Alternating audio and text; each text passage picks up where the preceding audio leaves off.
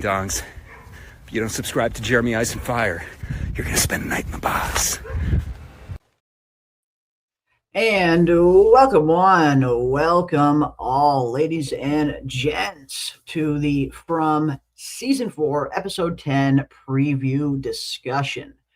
And again, I still can't quite believe it that we are already approaching the final episode of Season 4. It does seem pretty crazy how fast this season seemed to have gone by, at least for me. It kind of feels like only just yesterday that we were kind of just getting here and getting ready for episode 1 to start. So here it is, folks. The season has been all building up to this. What exactly is going to happen in this finale? What will the devastation, the consequences of some of our characters' actions be?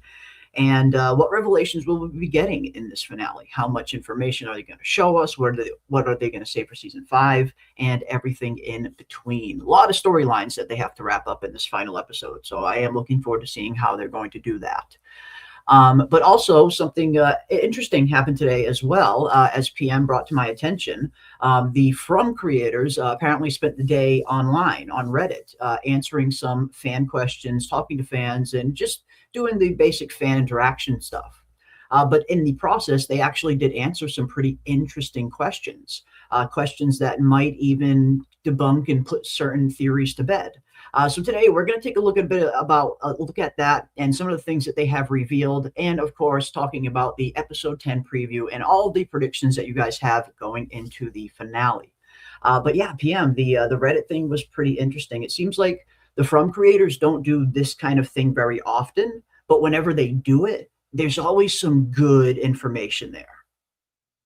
Yeah, so not only is it interesting, but I was so surprised by the amount of information that they're just willing to confirm. And for Mhm. me, I love when it's directly from them. When I hear Yes. directly from them Then you a can't debate it. solid It's like yes or a solid it's no. it's gospel at that point. It is the written gospel, the written word at that point when it comes from directly from them. Yeah. Yeah, and it's some big revelations, guys. Some amazing revelations. For example, they answer the question, is Eloise alive or dead? Is everybody a reincarnation in the town? Is it a Some pretty yes or is it a specific no? questions I and mean, pretty those are deep. huge questions Yeah. that we kind of build theories around. So Mhm. having a precise answer for those is very useful.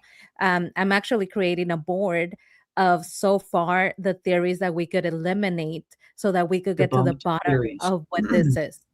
Yeah. Mhm. Nice. I like that idea because we always focus on, what theories that we're into, what theories we like, what theories we think might be possible. But every once in a while, when you get new information or a new season and new episodes, it is good to kind of go back and look at some of the theories that we kind of know aren't possible anymore, given the new information that we've received. So no, I think that's a good idea. Debunking certain theories that have been pretty popular, and it looks like they did exactly that today with one or two of these answers that they ended up giving, which is pretty interesting. Yeah, I mean, like I said, I was surprised that they are so willing to come forward and say absolutely yes or absolutely not. Um, Yeah, it's almost information overload. I think maybe we are used to not having so much of the information that when they do provide it, it's almost unreal. it's But kind of I'm jarring. sure, Mm, yeah, you guys are gonna find this super interesting because as I was watching their answers coming in, I was just amazed. And mhm. also, they decided to do the Q&A, ask me anything on Reddit.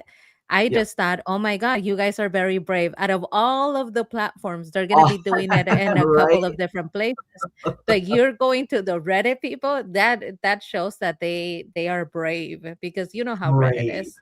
So, no, I Mhm. mean it's so true too. I mean, because it's one thing to kind of like come on places like YouTube, Instagram, and stuff like that, TikTok or whatever. But yeah, I mean, you're going straight into fucking Reddit. I mean, yeah, that's some bravery. I applaud them for braving the shores of Reddit for sure. Yeah, it was very bold of them, right? It was bold AF indeed. Yeah, but that kind of Um, shows me I like that because it shows that they are fearless when it comes to the fandom. They're like, you know what? It is what it is. We are fearless. We're standing by our story. And they kind of pointed out where maybe we create our own stories. So Mhm. it's going to be super interesting. I have it all set up so we can Yeah. dive I'm into looking it. forward to it because I myself I didn't have a chance to see the Reddit stuff. The only bit that I know is the little bit that PM has already told me before stream, like just some of the theories that they kind of confirmed or maybe debunked. So even I have no idea the extent of what was really said because I missed it myself.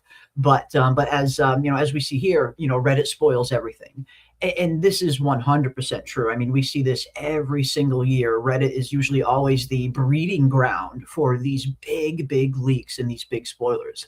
And I almost wonder if maybe that's why they chose to go directly to Reddit to do this instead of Instagram, Facebook, or any of the other platforms that they could have to kind of like maybe hoping that they could cut through some of that at its source, maybe.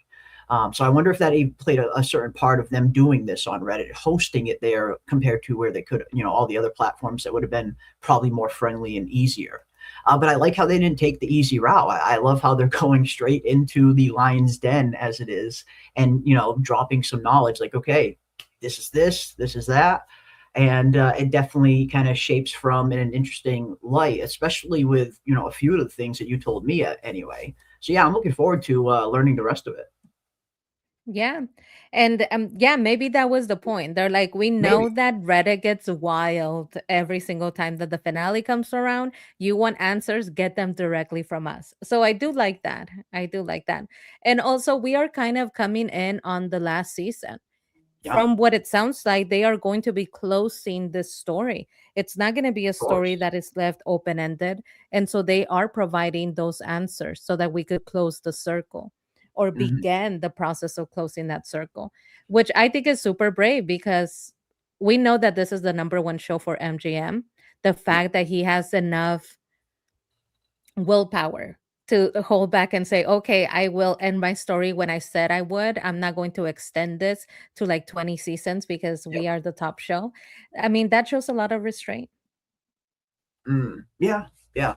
I mean, especially when sometimes it might be easy for outside forces to kind of leak into the creative process in terms of influencing when you start a show, how long you keep it going, stuff like this. But no, I mean, it seems like from the beginning they kind of had a pretty set plan of 5 seasons is what they wanted to do. I'm sure MGM probably offered them more seasons. Like you said, this is their biggest show. I'm sure MGM would love to keep it on air as long as they possibly could. But no, it seems like 5 was always the plan. They're sticking to that, and that I definitely respect. You don't want to stretch a story just because it's popular. You want to end it when you intended to end it. So I like that. I like that as well. Um, but yeah, very interesting stuff. Very, very interesting indeed. Now, I guess we should just dive right into it, shall we? I mean, I guess you have something prepared. If Mhm. you want, you can bring it up, and we can go through some of this stuff, some of this new revelations that these From creators have dropped on Reddit today, and of Absolutely. course, a few theories that were indeed debunked. Yeah, absolutely. I thought you might want to greet our amazing audience.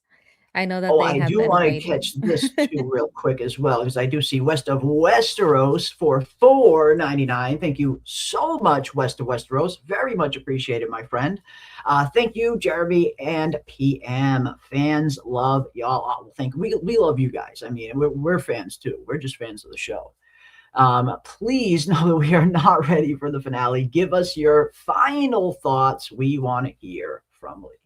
Yeah, again, heading into this final episode, I feel like if nothing else, there's kind of a lot riding on this final episode, or at least, for me anyway, like as a fan heading into this finale on a season that had some episodes that I did really enjoy, but also some episodes that I didn't really enjoy at times as well. I feel like it was an up and down, a roller coaster of a ride of a season, if nothing else, highs and lows. So for me, heading into the finale, I feel like I'm definitely kind of putting high hopes on it, and I'm definitely setting the bar pretty high as to what I kind of expect to see. Because usually, every time when it comes to From, the first episode and the last episode of a season are usually always when the show is at its best. They usually always save their best for then, the beginning and the end. So I am expecting a pretty good finale. I think we have a lot of interesting storylines that are kind of starting to converge into one big one.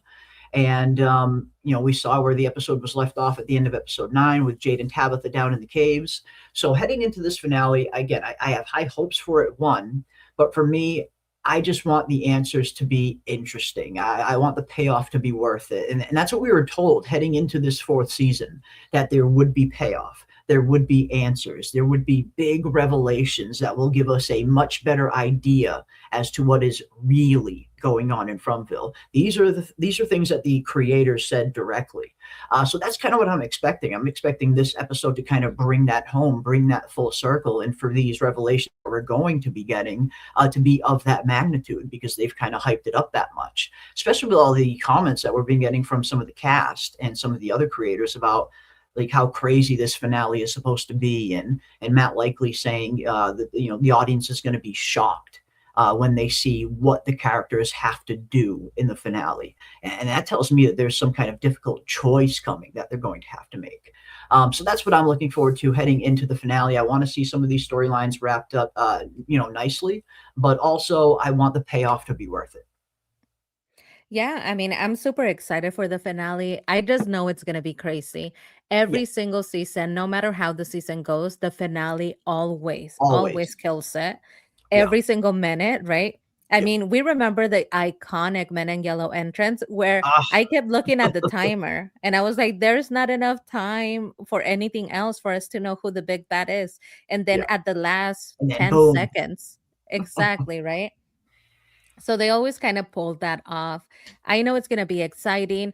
When I hear what Matt Likely said, it makes me wonder, was he maybe because he said this before we kind of got the information that they were thinking about pulling the tree? Was he Could that be maybe the choice? talking about, Maybe. yes, Mhm. I'm wondering if that is the choice because none of us Could could be. have seen that coming. That you're gonna pull the tree that's made of hope. That kind of seems like a bad idea. And he did that interview right before that episode aired. So I'm wondering if maybe that's what he's referring to. Could be. But all I know is that it is tomorrow. It is tomorrow. Like a little bit over 24 hours before we know what is going on in this town. But we do have some answers. And if Yeah. you have notes, I know that a lot of people they think we're crazy, but no, like the chat is crazy with us. They have notebooks where they have their theories, their notes, their thoughts. You're going to want to listen to the answers that they gave you because you're going to have to eliminate so many of those theories. They literally eliminated 50% of the theories. So major stuff. So you're going to have to kind of reestablish how you view the show.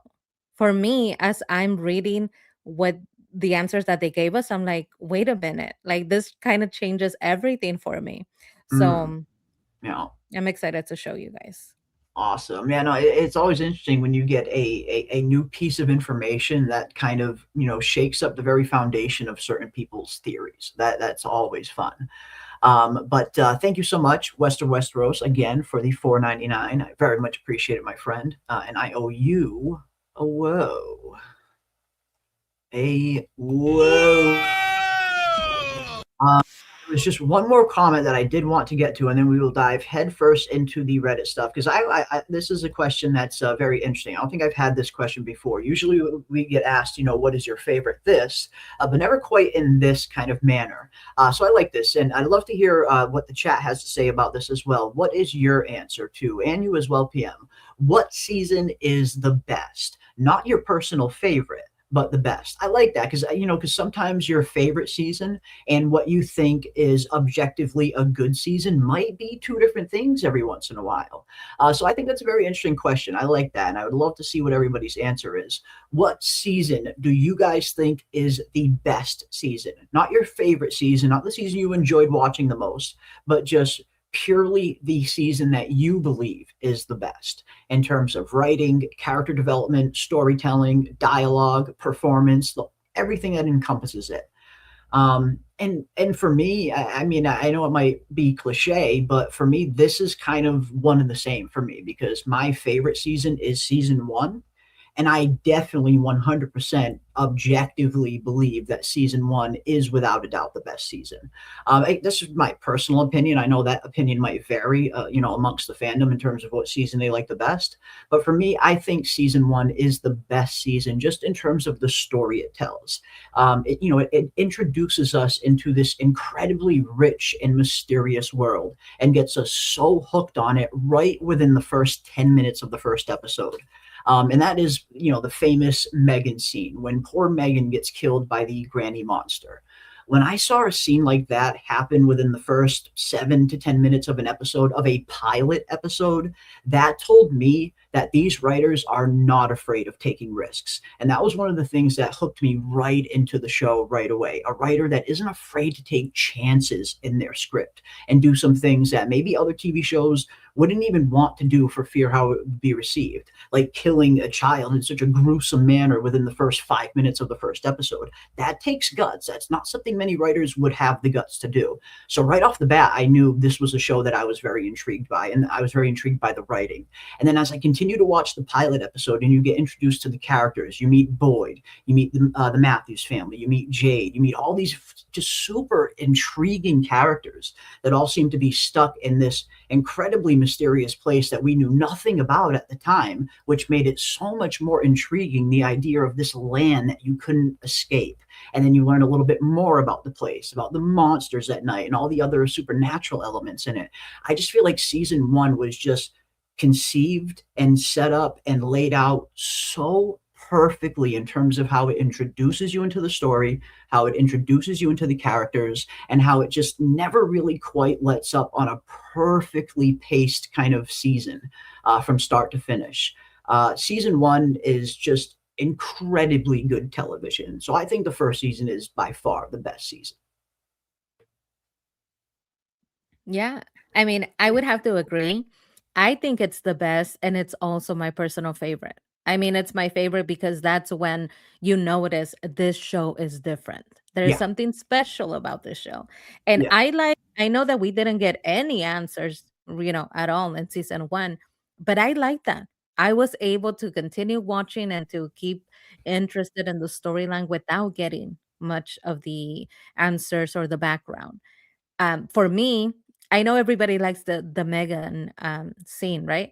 For me, I like Boyd at the church after Father Cotry dies. oh, After so good. we see Boyd's kind of reflection of him being in this place, being tasked with trying to save these people, and yet not being given any help, this hopelessness. Yeah, I love that drama. The drama of the characters is something that I like sometimes even more than the suspense or the horror or the yeah, monsters. Those yeah. moments where Boyd lets us into his personal ideology of God and the profound way that he sees what he's Mhm. doing. Yeah. I love that. And when he kicks the mailbox, iconic. Iconic. I ain't here to pray is so iconic to me. So I think, yeah, the first season for me is the best. Mhm. It really does. It just has so many iconic moments, so many really good kind of dialogue deliveries, really good back and forth. Some of the best dialogue I've ever seen written in a show in terms of season one. But just some of the predicaments that these characters get put in when you start learning a little bit more about them, some of their backstory, some of the things that they've had to do to survive. And once you finally get to episode 8 in season one, yeah, and you see the Boyd flashback. And you see what Boyd really had to do, how he had to kill his wife to save his son, and everything that led up to that. Once you get to that episode, I feel like it's just like a perfect kind of climactic moment in what is a near perfect season. And how I think a big part of that is the writing, of course, as well, but also Harold Perrineau. Harold Perrineau does some of his best acting in that first season.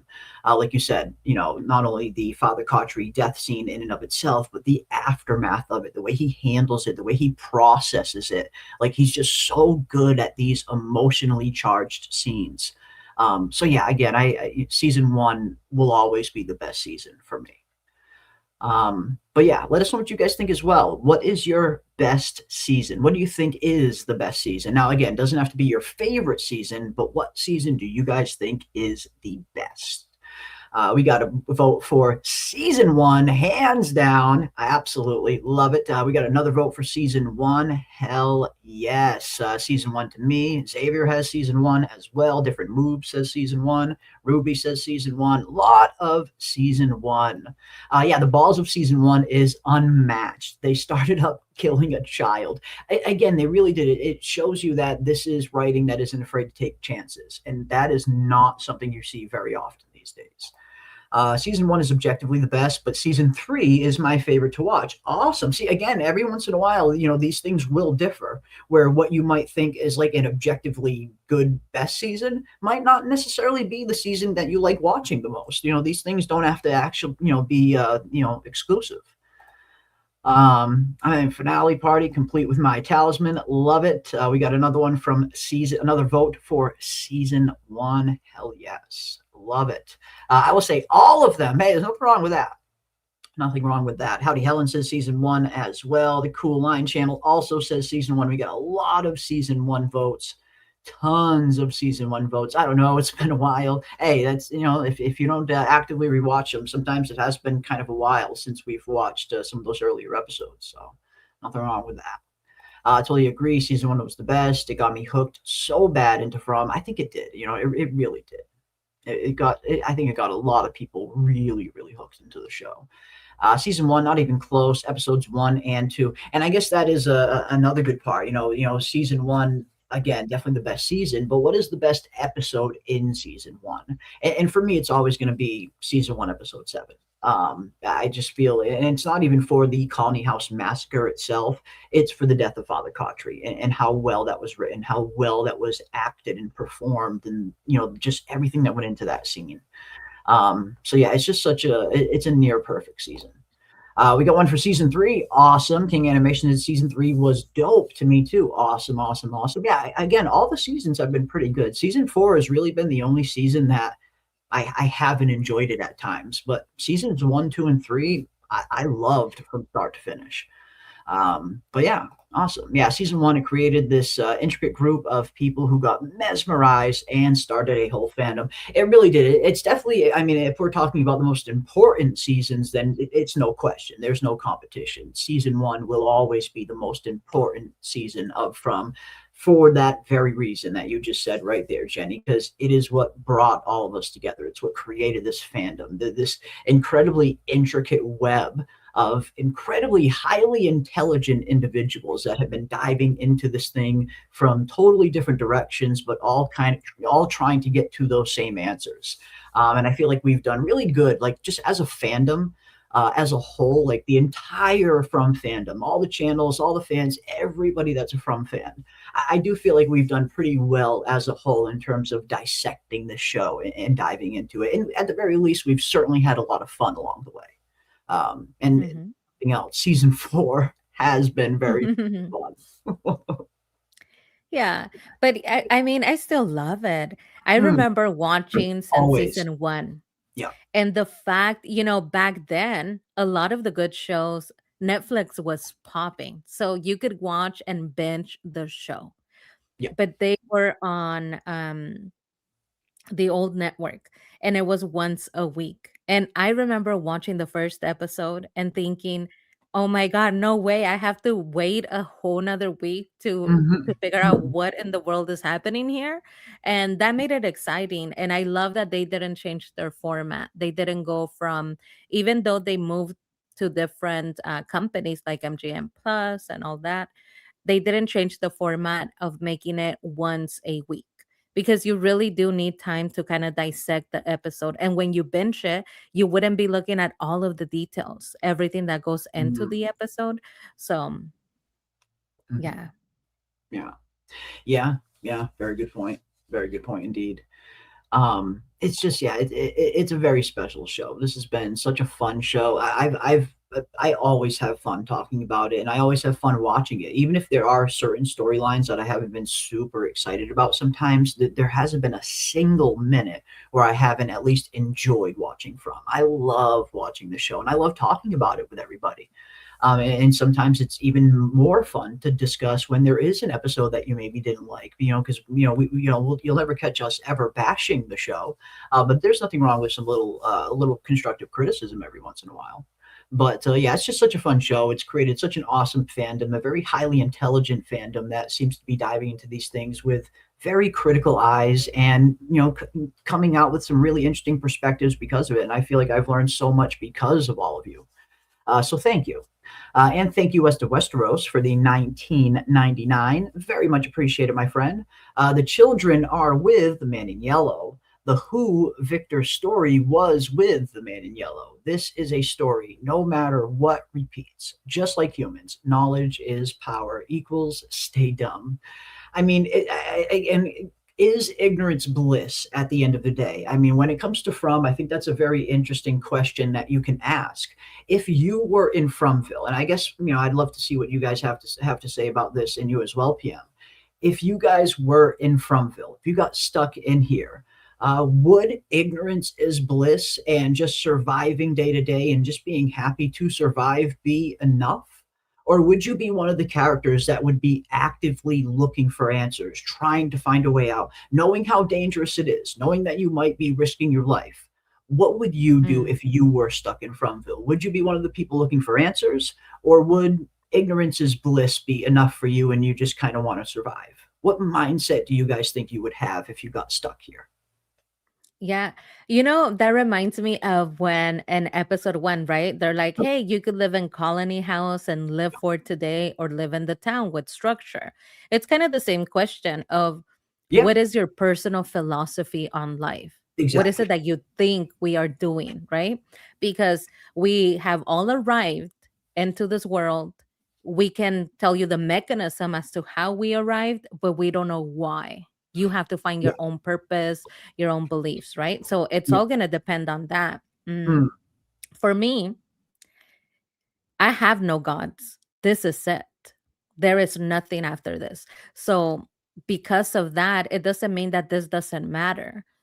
It hmm. means that this matters even more. Even I more think, so. Yeah, yeah. depending on the philosophy or theology, sometimes you can hope, you can suffer through this life because you hope for an after, right? But if you don't, like I have no gods. This is it. There is no after, there is no before. So what I do matters. Living my life matters. Everything I do matters because this is the only opportunity that I get to live. I don't think we get to come back. I don't think we get a redo or another Mhm, lifetime. We only get one. So it is monumentous, like the importance of the things that I do in this one, because this mm, is the only chance I get. And after this, there's nothing. So mhm. I would not be willing to go without knowledge and kind of just Yeah, hang out, be at Colony House, get high, yeah, have a couple boyfriends, right? I would not be able to do that. Um, and not look for answers. yeah. No, like I want answers. I want to die in the process if I Mhm, have to, but it yeah, has to be worth something. I yeah. can't just spend my days and my lifetime going about it as if it doesn't matter, you know? Mhm, It is better to live a short life where you really went out there, you tried things, you looked for yeah. information, and you Took grew a as a chance. person than Mhm, the longest, most boring safety like yeah. life in the world. I That is not a life I want, right? Mhm, yeah. Um Live fast, die young, I guess, right? How Yes, about yeah. you? Why not? It's same, 100%. I feel like you said, tomorrow isn't promised. You have no idea what comes next. So yeah. I think it's as people, you kind of want to make the best of the time that you do know you have. So yeah, if I think if I was stuck in Fromville, I don't think I would be content just surviving day to day. Surviving isn't living. There's a very big difference between the two. People can survive under the harshest of circumstances and just continue to survive day to day. But surviving and actually living a life are two very different things. So yeah, I don't think I would be very content with just sitting around all day, planting crops, growing food, waiting for monsters to come and chew my freaking neck off every night, wondering if this talisman's going to stop working. I think I would drive myself stir crazy if I was just sitting around all day. I need something to do. I need to be productive doing something. So yeah, I think it would be only a matter of time before I would start, asking questions and Mhm. looking for answers. I wouldn't want to just survive. I want to live. Yeah, I'm drawn to like positions of leadership. So I would be drawn to be in Boyd's inner circle. Yeah, I would get totally. there. I'd be like, Totally. okay, can I help you? Like, what What can can I I let me be a do? deputy. I want to I be a could let me fucking be a deputy. deputy. That's what I would want to do, Hell right? yeah. Where it Yep. is you have some structure, but you're looking for answers. And it's a Exactly. constant thing because Boyd is relentless. That's Mhm. what I would want to do. That's how I would want to spend my days. Yeah. So I could feel like I'm accomplishing something. Even Ex when we find nothing, we still accomplish keeping the town You're still being and their productive. lives safe. Yeah. Absolutely. I 100% agree with you. You have to feel like you're living a productive day. Even if you're not getting answers, you're at least trying. You're applying yourself. You're trying to learn. And again, just being under Boyd's tutelage in and of itself, you'll learn so fucking much. Look how much Kenny has learned being under Boyd's tutelage, being Boyd's deputy, learning from him, shadowing him. Kenny has come so far from the kind of kid he was in season 1 to the man he seems to be becoming now in season 4. So yeah, I feel like even if you aren't going to get out and aren't going to get answers, at the very least you're going to grow as a person being Boyd's deputy, just learning from him. And that is worth it in and of itself, as opposed to just surviving day to day. So no, I Yeah. agree. 100% agree. But what about you guys in the chat? If you were stuck in Fromville, what would be your method? Would you just want to hang out and live? Or would you want to look for answers? Again, looking for answers is also dangerous. You have to understand the risks going into it as well. So it is putting your life on the line at the end of the day. So maybe the safe bet is a better bet for some people. I'd be trying to find a way out because it doesn't seem like a good way to live anyway. Yeah, and that's kind of my thing as well in terms of surviving versus living. I feel like they are two vastly different things. Yes, you can survive in Fromville maybe for a long time, but are you really living? I guess is the question. I'd be one of the ones writing theories on the wall, says Greeky. Colony house, chilling and effing all day. Hey, see, there's nothing wrong with that. Nothing wrong with that either. Elgin, I couldn't take Donna's route. I would try to escape, says Quan. Okay, interesting. Yeah, Donna only, Donna, at least in the beginning of the show, Donna not only didn't want to escape, but she actually liked it here. It seems like she had found a family here in Colony House where she's looked up to by all of these people. She's beloved by all these people. If she goes home, she loses all that. All of these people go back to their lives that they were living before they got stuck here. It's not like everyone's going to live in a new Colony House when they all get back to the real world. No, everybody's going to return to their old lives, and Donna's going to be left alone. So you could see why she was kind of freaking out at the beginning of the series, at the end of season 1, at the prospect of potentially leaving this place, because everything that she would have lost. So I guess it is a matter of perspective at the end of the day as well, in terms of what does Fromville represent to you? Is this a nightmarish landscape that you'll do anything to get out of? Or is this the place where you finally found a family that you didn't have in the real world, like in Donna's case? So I guess at the end of the day, it is a matter of perspective, for sure. Trying to find a way out. Awesome. Not sure. I like to find the truth and escape. But again, free food, free house, no rent, no bills. You only need more books. I mean, again, I suppose there are positives and negatives to both, I guess you could say. I would try to get out and look for answers for sure. Yes, absolutely. Trudy would have me at Colony House, but I would be seeking a place in town. Yeah, I don't know. I would look for answers. At some point, the town will turn against you, either die fighting with possible success or face a certain death. And again, one of the things we hear from the monsters is, why they don't run, why they feel they don't have the need to run, because they feel there's only so many places these people can run. Eventually they're going to get you. And maybe that's true. Maybe that is true. But yeah, awesome. Very interesting kind of varying different answers in terms of would you look for answers or would you just hang out and live? It seems like we got a pretty interesting mix of both. So I like it. I like it. Yeah. And I love that the community is so funny because you guys are Hilarious. you have like And a sense hilarious. of humor. But one thing that I love about the creator of From is that he also has a sense of humor. Like you Uh-huh. could see on one of the questions, Ooh. after we saw how Elgin is behaving, one of the questions is, why does Elgin have zero survival skills? Right. And they didn't shy away from that. They do have a sense of humor about it. Yeah. Yeah, because he spent too much time making crochet owls with his grandmother. That is a good answer, if nothing else, because Elgin has shown to have just about zero survival skills. So kudos to the From creators for that answer. Even they are roasting Elgin. even, He spent way too much time crocheting those owls and he's a dummy, you know? even they are roasting Elgin. Love it. Hmm. But All right. there's a deeper truth to that because Mhm. you could look at it in a funny way, like he spent too much time making owls, but in another way, he was naive and sheltered. He was hanging out with a grandmother who was very religious. And so his life, even though he's a teenager, he's basically a grandmother, a super religious grandmother who would be easy to influence, you know? Yeah, absolutely. Absolutely. He spent more time as a grandmother than he did as a teenager, it seems, at this point. So Hmm. yeah, you might be right. All right, let's dive into the rest of these. First, we have one more 1999 from West of Westeros. Thank you so much, West of Westeros. The rock ceremony equals: can't you afford to own a home and survive, or do you need to rent and live with others? Own home equals self safety. Living with others, what you can afford and exist economic stability. Who dictates your?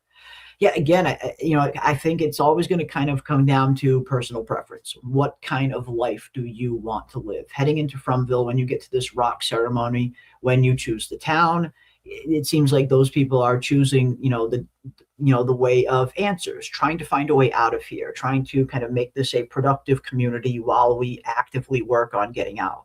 Whereas if you choose Colony House, it seems like that is more of the opposite, where it's live every day like it's your last because tomorrow isn't promised. It seems to be their motto that they were kind of talking about at the beginning. So yeah, at the end of the day, it really just comes down to what kind of lifestyle speaks to you more, and that really is the basis of it. Yeah. I mean, I would have to agree. I think it is how confident, this is what I'm hearing from West of Westeros. How confident are you in your own safety? Do you need to Well, be around other people that can kind of yep, help you out? Or no, can you, by yourself, make sure that the talisman is up, that your windows are closed, that you can keep mm, yourself safe? For yep, me, I'm used to living, relatively alone in my family, very small family of three. yep, yep, So I don't think that Colony House would be for me because I wouldn't trust that other people, are closing the windows, are putting mhm. up the talisman. I would Yep. become super annoying to them because I would go around checking every single Checking window, every every door window, every myself. door. Yeah. And that's not the type of person you need at a Colony House.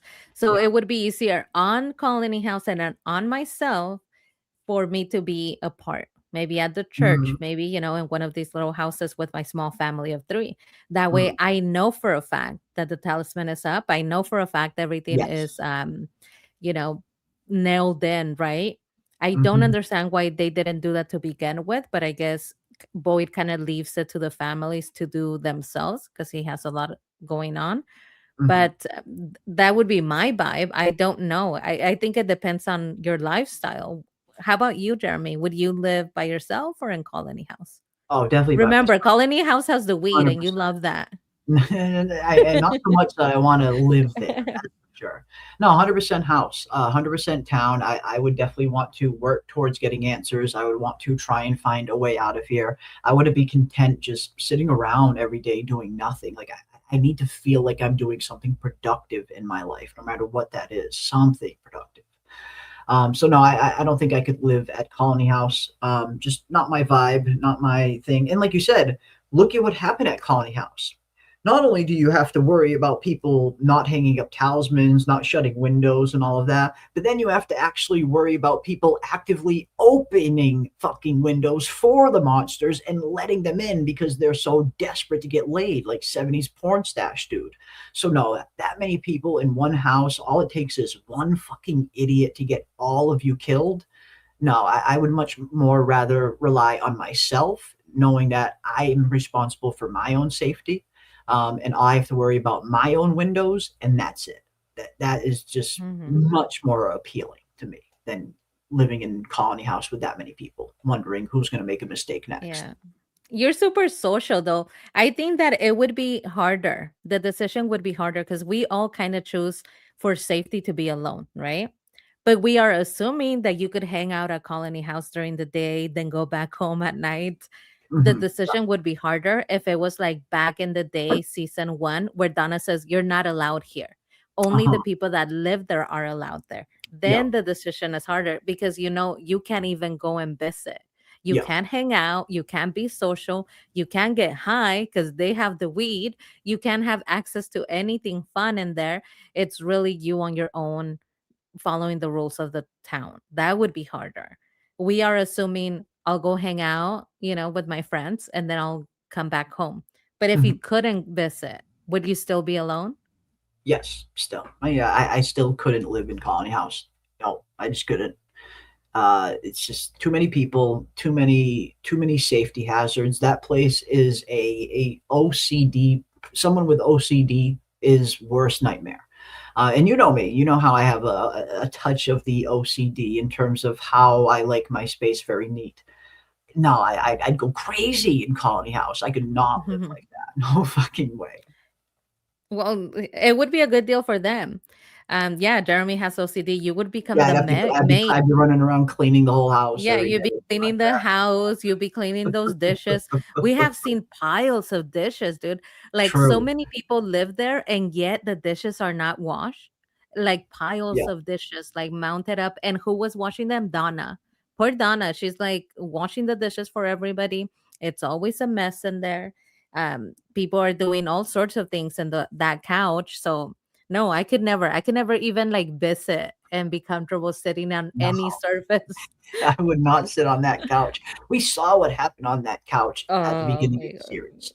That image in and of itself, it would be more than enough for me to not step foot inside Colony House with anything less than like a full-on hazmat suit on. Mm-mm, No way. mm-mm. No way. No way. There's not enough hand sanitizer in the world. But yeah, town for me. Tis the town for me. I'd be trying to trap the monsters at night so they can die during sunrise. Interesting. Yeah, the whole sunrise thing was very interesting, and we're gonna dive into that in a little bit as well. This preview, if we can get to it. If not, we'll definitely be diving into them in the pregame show tomorrow. But yeah, let's dive into a little bit more of some Mhm. of this Reddit stuff because apparently there were some pretty interesting things here that apparently even the creators themselves have gone on and debunked a few theories that are not going to have to be looking forward to anymore, and some of them are some pretty big ones. One or two in Mhm. particular are some pretty big confirmation items that we get here in this thread. So what do we have next? Yeah. Okay. So the first one, we are free to roast Elgin. Okay. They are roasting Elgin They're themselves. doing So it for too. all the sensitive people that are like, don't roast Elgin. He's just 17. They're roasting Elgin too, saying Yeah. he's basically a grandma. That's why he has zero survival skills. It's coming directly from them, guys. But we have our next couple of questions. So the first one, the question was, are all of the residents abducted for by Fromville direct descendants of OG, Jade, and Tabitha? This is something we have been wanting to know. Is Yes. everybody reincarnated? Yeah. Or a And descendant the in some way. or a descendant? Yes. Mhm. And they gave us an answer, guys. The answer was no. In fact, none of Yes. the residents, aside from present day Jade and Tabitha, are their descendants, with the exception of Victor, who was Victor. Miranda's child. Yeah. Miranda is a reincarnation of Tabitha, as Jade now knows. All the other residents are just minnows. who unfortunately heard the cries of the children. So, no, everybody that's there, Bacta even had this question. She was like, does that mean that Yeah. we are Yeah. reincarnated? And the Yeah. answer is no. For a fact, they are Love not. I love how we're getting that definitive answer because that's been a huge question that the entire fandom has been wondering ever since they introduced this whole reincarnation storyline. A good portion of the fandom has been assuming that everybody in there is a reincarnation of one of the original settlers. So at least now we are getting more definitive information on some of these kind of bigger fan theories that no, Jade and Tabitha are the only ones that are reincarnated. The rest of the people are not descendants of them, not related to them in any way other than Victor. So very clear cut answer. No room for interpretation. Very clear cut answer. Mhm. I mean, so with this answer, we could remove a ton of theories off the board. Any theory that said that Boyd was a reincarnation of somebody, any theory that said that Abby was a reincarnation of somebody before because she has memories. Nope, she was not a reincarnation. Any Mhm. theory that says that the people in town are reincarnation of the children, which is another one that I've seen going around. A lot of people think that the children have been reincarnated in the people that we see, like Mariel, Clara. No, Mhm. No, it Mariel doesn't. is Mariel, Clara is Clara. Yeah. Okay. Awesome. Awesome. Um, so the other one, the next one is, will we see more of the ballerina and the music box in season 5? Everybody was Ooh. thinking this because of how Sophia reacts to the ballerina figurine. Yeah. And their answer, we may very well see the ballerina dance again. Stay tuned. So Ooh. not only is she gonna show up, but she's gonna do a whole song and dance this time. She might dance again. And we also have an interesting question in the chat. And all I have to say to this is stay tuned, Anna. Does this rework the Eloise story? Stay tuned because Eloise will be getting addressed. Exactly. So this is already blowing my mind. No Right? reincarnation. Abby is just Abby. Let's go to our next one. Here we This is go. the one everybody wanted Here to we know. go. The question for $1 million. Here we Is go, everybody. Eloise still alive? And is she someone we have already seen on screen? This is a very important question because it's a two-part. Is It's a she very alive? specific answer and a very specific question too. Not only Oh, is yeah. she around, but have we seen her on screen? I'm so glad that they asked the question in that manner. Yes. And directly from the creator, Eloise is Eloise dead. is dead. She's dead. She's dead. A Gone. fascinating Finito. thing. She's dead. Okay, she is no more. Eloise is dead. And this is what they have to say about that. A fascinating thing about mystery box shows is that the audience creates mysteries of their own. So they're Mm, pointing the finger at you guys. You guys made this whole Eloise is alive thing. Maybe that says something about our willingness to believe in or seek out conspiracies. But no, Eloise is dead. So mm. they emphasize that. No, Eloise is She's not alive. gone. Eloise is dead. She's dead. She's dead. She's not somebody that we have seen. Gone. None of that Dead. factors into the story. All of the conspiracies have been self made.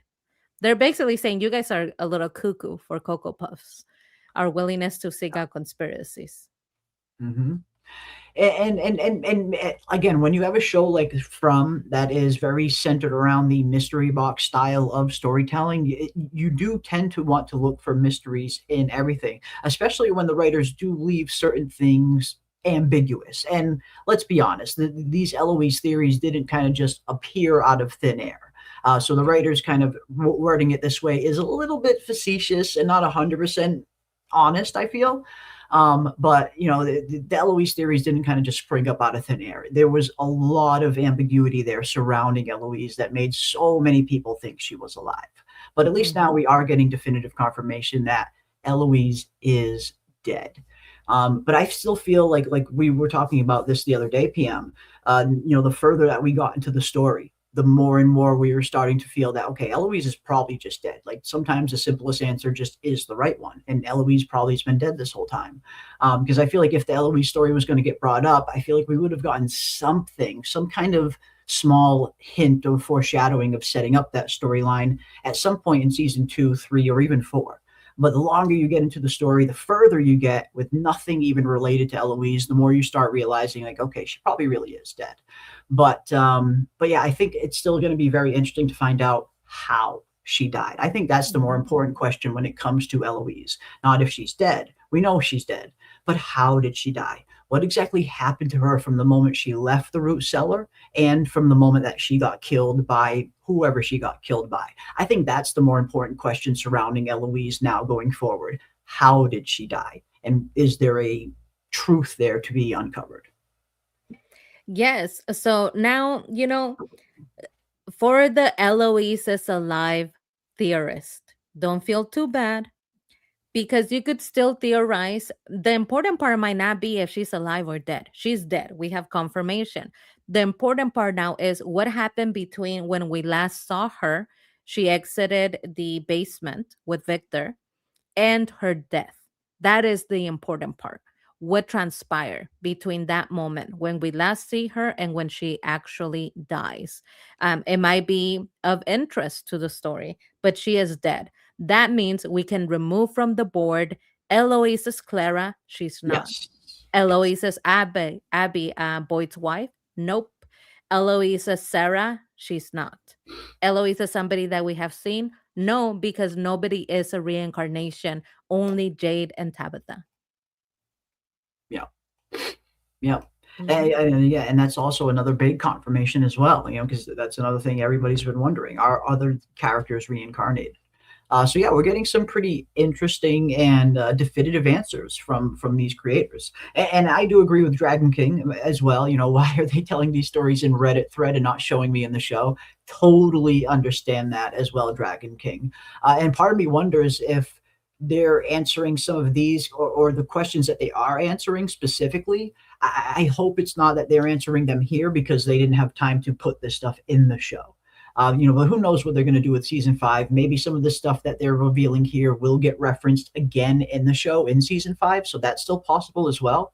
But I definitely understand the sentiment, though. You definitely would rather see it in the Mhm. show than get the answer here. But at least we're getting something. We're getting something definitive that is coming directly from the creators' mouths.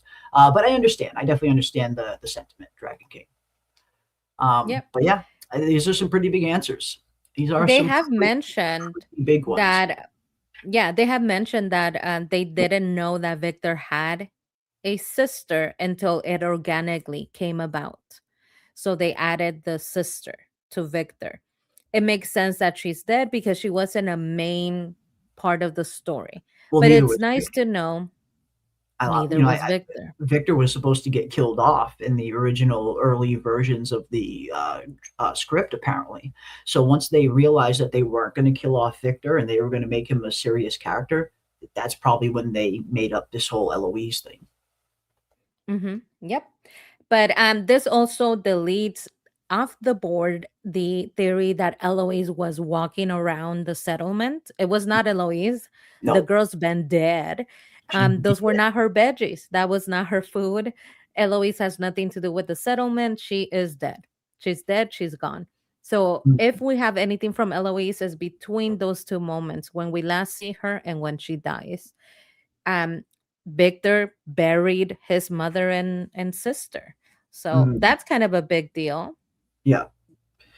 Yeah, and if nothing else, I suppose it does paint some of those scenes in a different, more definitive light, knowing that Victor did really have to pick up the bloody, ripped up remains of his sister and bury them to the point where he wasn't even 100% sure if it was her because they were so torn up.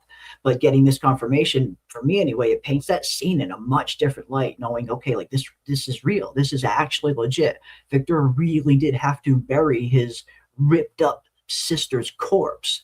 That's no wonder he's so fucked. Like, and no wonder he's so traumatized.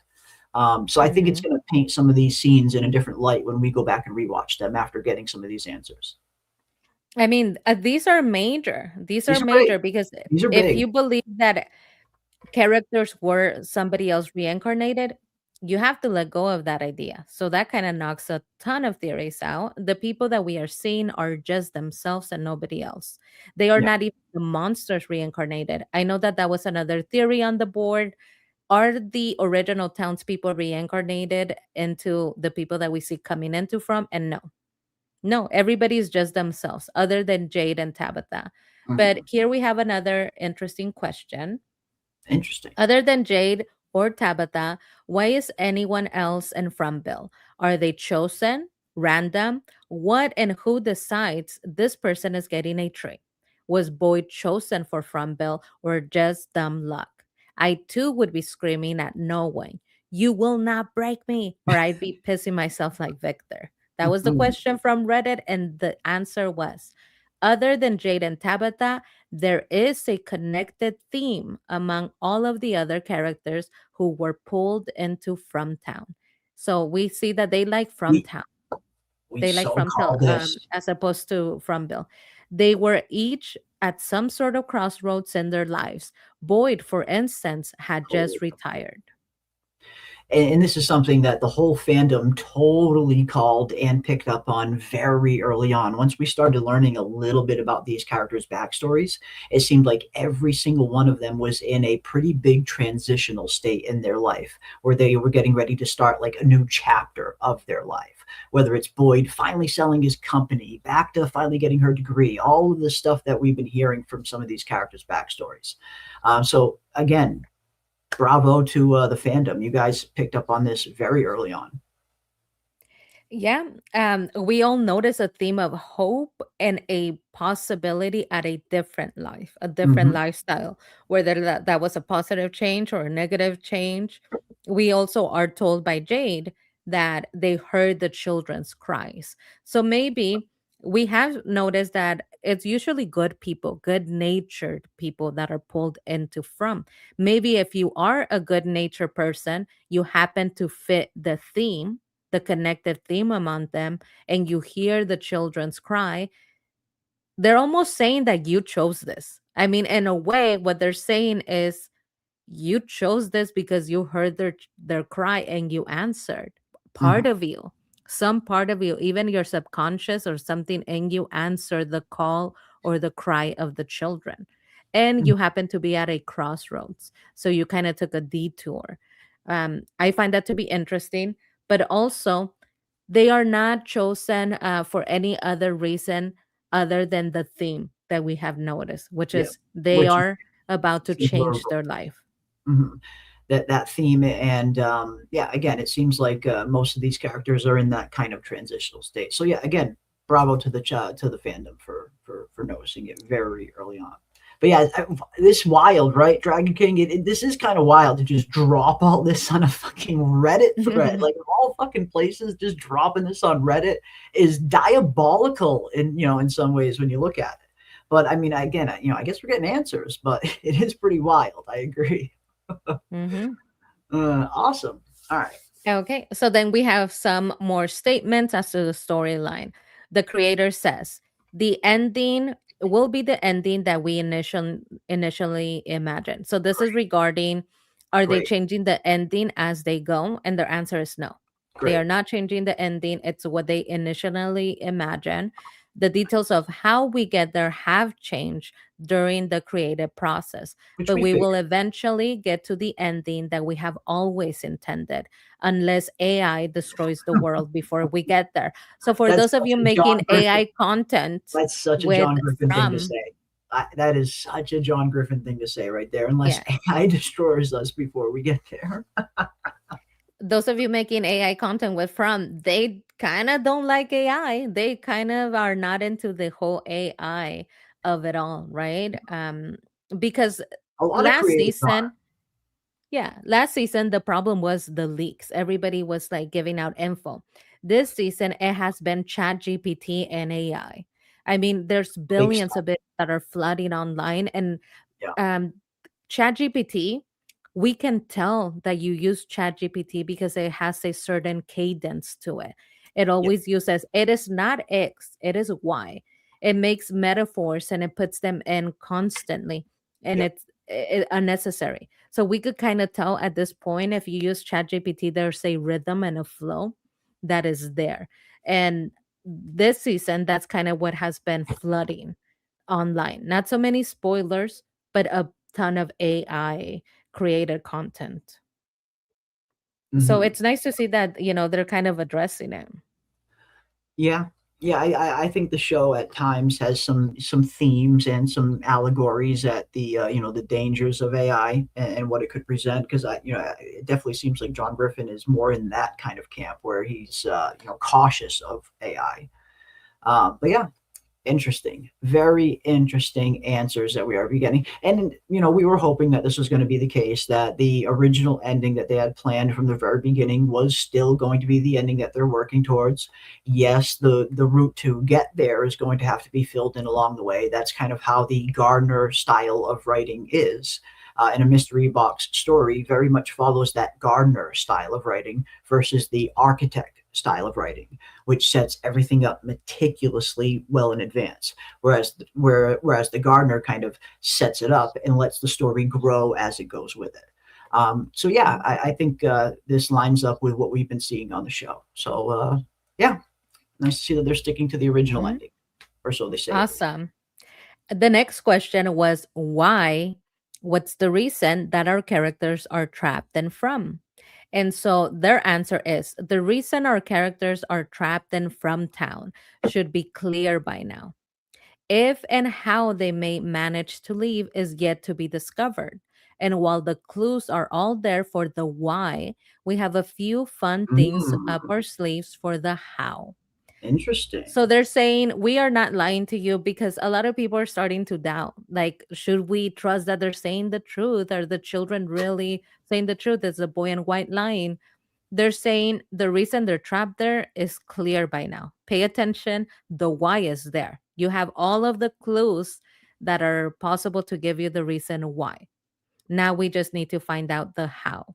And that's something that they could change or they're discovering, but the Mhm. why is there. So I thought that that was really interesting because if you have kind of missed it, you could go back and look at all of the clues and trust that the information they put there really is the reason why. Mhm. Yeah. Okay, interesting. And I like this as well, from the world of David, Brandon. I don't think it would be AI though. It will be people using AI for nefarious reasons. And I agree with you. I mean, if AI ever does become a problem, I don't see Skynet taking over the world or anything crazy like that. Like who knows? Maybe something crazy like that would be possible years down the road.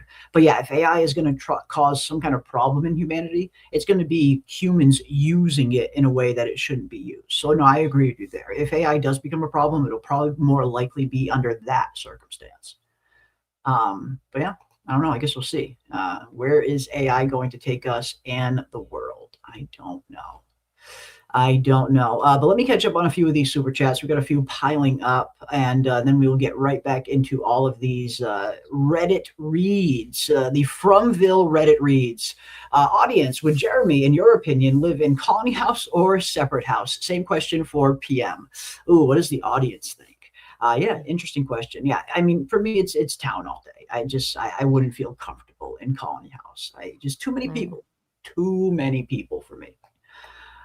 We have Cat Harlem for 9.99. Thank you so much, Cat Harlem. Hey guys, I'm late. Was I the only person annoyed that more men weren't at the tree, just in case they needed to pull Tabitha and Jade out of the tunnel? I understood why Sarah and Chrissy were there. I mean, I suppose. I mean, if you're getting to something where you need physical strength involved, yeah, I mean, I suppose you would want to have the strongest people there just in case something went wrong. Wasn't something I really noticed watching the episode, but I understand noticing it. But yeah, I mean, I suppose, yeah, give yourself the best chance to succeed, I guess. Absolutely. Mhm. Absolutely. I mean, Um, Kat Harlem, I like that you're pointing this out. And I would kind of see there's a couple of things that I would like to see mhm. differently in season 5. Common Okay. sense decisions. Yeah. Let's go back to common sense decisions. Yes. For example, yes, Sarah and Christy, Sarah will take out a biatch. She will take out your eyes. She'll She will take do out an what eye. needs to get done. Yeah. I would take her. Christy, she's a doctor. You're probably going to need her. She's But needed. Patty, why Why is is Patty Patty over there? there? Why Why is is Patty Patty helping? She there? is a Why? fragile old woman with a wound on her face that Mm, hasn't healed. She is severely traumatized. This just happened to her like a day ago.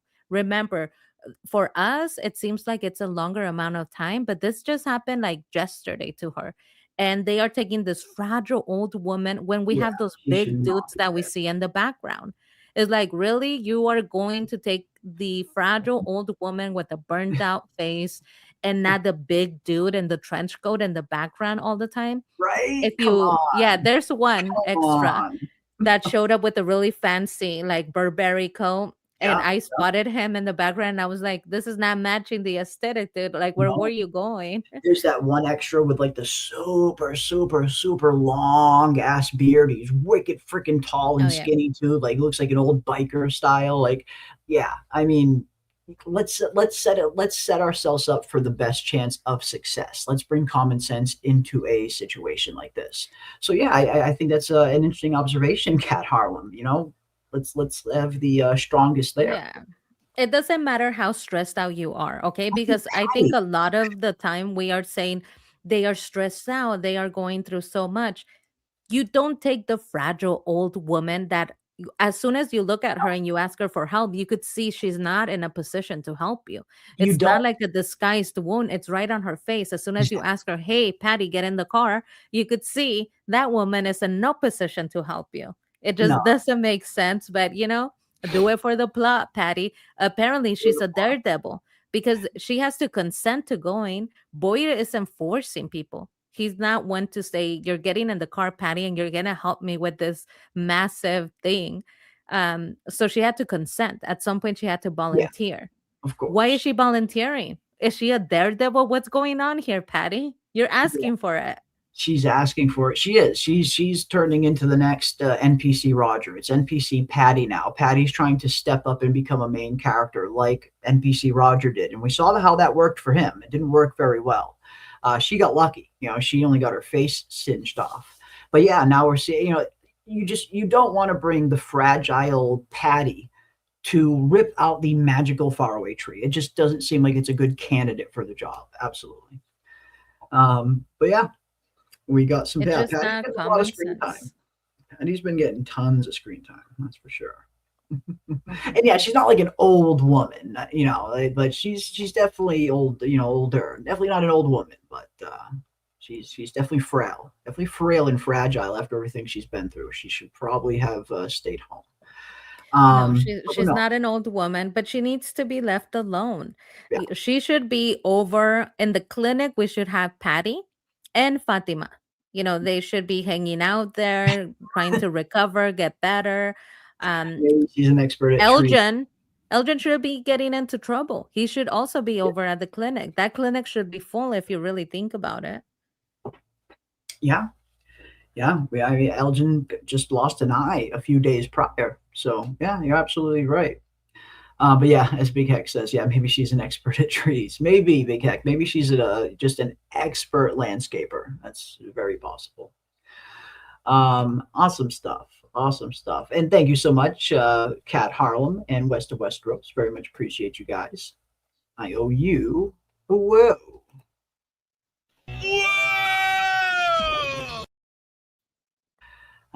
Okay, let's see what else we got. West of Westeros for 1999. Do you think this is a story characters are living in by happenstance, and it will no matter what will repeat like life? When people believe ignorance, they repeat cycles. This show is off in poor info. By God, they learn. I mean, I think the whole story aspect of this, these characters being in a quote unquote story has been a pretty popular theory for a while, since pretty much the beginning of the series. And even still to this day, it is one of those theories that hasn't really outright been debunked, as far as I know, anyway. But I don't know. I don't know if I really see this as characters, living in some kind of story. And that it will repeat no matter what. I feel like we're seeing a lot of evidence that this cycle right here is different than the others. That this collection, this group of people that seem to be stuck here during this time period, just might have the right necessary mix of people to finally break this cycle. So no, I don't think it's inevitable. I don't think it's 100% guaranteed that this is just going to continue to repeat. I do think this is going to be the cycle that finally breaks the cycle. But I could be wrong. Mhm. The story characters are living in. This is a story. I always thought that that was an interesting theory. Yeah. The theory that this is a story. I haven't been able to really like understand the concept. Like, would it be a story in a storybook? I mean, I know that Kadri has said we are book 74. So that is a story. That Yeah. is a book, but they're human beings. How could they be in a book? Unless it's a book for a greater being. Like we step out and you just see that they are characters drawn inside a book and somebody closes that book. I can't wrap my mind around that, but I like the idea. Hmm. Yeah. Yeah, it's an interesting theory. It's been a popular theory from the beginning, but not exactly one where I see the show going. Where at the end of the story, we're going to see someone shut a book, and it's going to be, oh, this was one giant story that was being told. At least I hope not. I really hope that's not the case. But thank you so much for the 1999 West of Westeros. We got Rick Cox for 9648 for 5. Thank you, thank you. Tilly is Eloise that has come back after a life of story walking. Technically, she's dead now, but she will loop, and we will see her visiting Henry. I mean, this. I mean, I guess this could be the loophole to keep Eloise on the board in some way. Again, very creative, if nothing else. Very creative, if nothing else. But yeah, I don't know. I feel like at this point, the Eloise thing, just me personally, I'm kind of I'm going to take the creators at their word. If they're saying that Eloise is dead, she's been dead the whole time. I'm going to take them at their word. I'm going to believe them. But one thing I do still want to know is the circumstances. What happened from A to B, from when she left the root cellar, chased after her mother, to eventually ended up getting killed. What happened from A to B? How did she get killed? I feel like there could still potentially be some kind of answer, some kind of revelation there that we haven't been seen yet, that we haven't been shown yet. So that's what I kind of focus on. Whenever it comes to the Eloise thing now, I'm kind of accepting that she's been dead this whole time, but I still feel there could be some kind of answer there in terms of how she died and why they haven't showed us that yet. But no, who knows? Who knows? Maybe there are other loopholes that can be explored, as Rick brings up. And thank you, Rick, for the 5. Very much appreciated, my friend. And I owe you a whoa. Awesome, Yeah, awesome. I like how you're keeping the hope alive, Rick. Keep the hope alive. Never give up on the dream. Find a Yeah. loophole. Keep the hope alive if you need. For Hmm. me personally, I'm closing. I'm closing the door on that chapter, Eloise. And it's kind of, I don't know, I feel a relief because now we could focus on the other stuff. We could Exactly. let go of who is Eloise, who is reincarnated, is Abby just Abby. The people are just the people that we know. Yeah. They are not reincarnations of anybody. And that kind of gives me a little bit of peace moving forward. I can more Mhm. clearly pay attention to the story without distrusting that the characters are not who they say they are. Yeah. Yeah, again, anytime you get some new interesting data points, new big pieces of information like this, and these are pretty big pieces of information, big answers, you could even say, it does. It's always going to affect and frame how you go on to theorize the show in the future, because you know that there are certain things that you're just going to have to stay away from because they're not true now. They have been debunked. But last but not least, let me just get to this last one. For West of Westeros for 4.99. What's a good-natured person? Anyone good wouldn't help. Don't need to be good-natured. Just be good. I mean, I think when it comes to like what is a good-natured person, I always kind of think of the age-old question of nature versus nurture, and what does ultimately win out. Are people evil at heart? Are people good at heart? Or does it have something to do with your upbringing, how you view the world, your experiences? Is that what shapes you? So I always thought, not so much what is a good natured person, but what is the kind of path for each individual, nature versus nurture. And I think it's different for everybody. I don't think there is one set path for every human. I think every human charts their own path as best they can. That's all we can really do at the end of the day. But that's always been a fascinating question for me in terms of nature versus nurture. Yeah. What is a good natured person? I mean, now we're talking, you're going deep, West of Westeros, because that question encompasses the nature of the world and humanity itself. And what is Like, your definition of good natured? That could vary based on, that could change based on I your mean, personal I would have to say ethical. If you Yeah. behave in an ethical way, you are a good-natured person. Hmm. Unfortunately, it is the reality of life that not everybody holds themselves to the same code of basic ethics. And I mean basic. Yeah. Like, don't hurt others, don't hurt children. If you see something, say something, intervene, right? A lot of people kind of, they will not do any damage, but they also will not intervene when given the opportunity to do so. Hmm. So, I Yeah. mean, you're talking about life. I think it would take us a billion years to kind of come up with the answer as to what really makes a good nature person. Hmm. It's a tough question to ask because, like you said, on the surface, yes, a good someone with a sound moral compass, could that be considered a good natured person?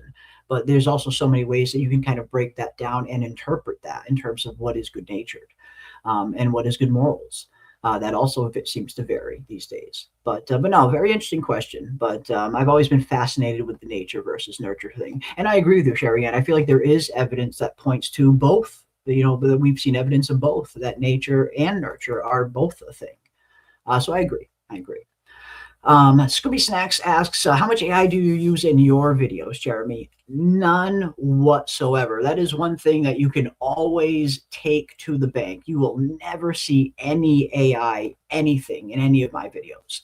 I don't even have ChatGPT. Like, I don't even have that program on my computer. It's not that I have anything against AI or anything like that, for me, but when it comes to creating content, creating videos, I want it to be a creation from me, from my mind, directly from paper to screen. I still handwrite my own notes, and PM will tell you this. I know she does similar sometimes.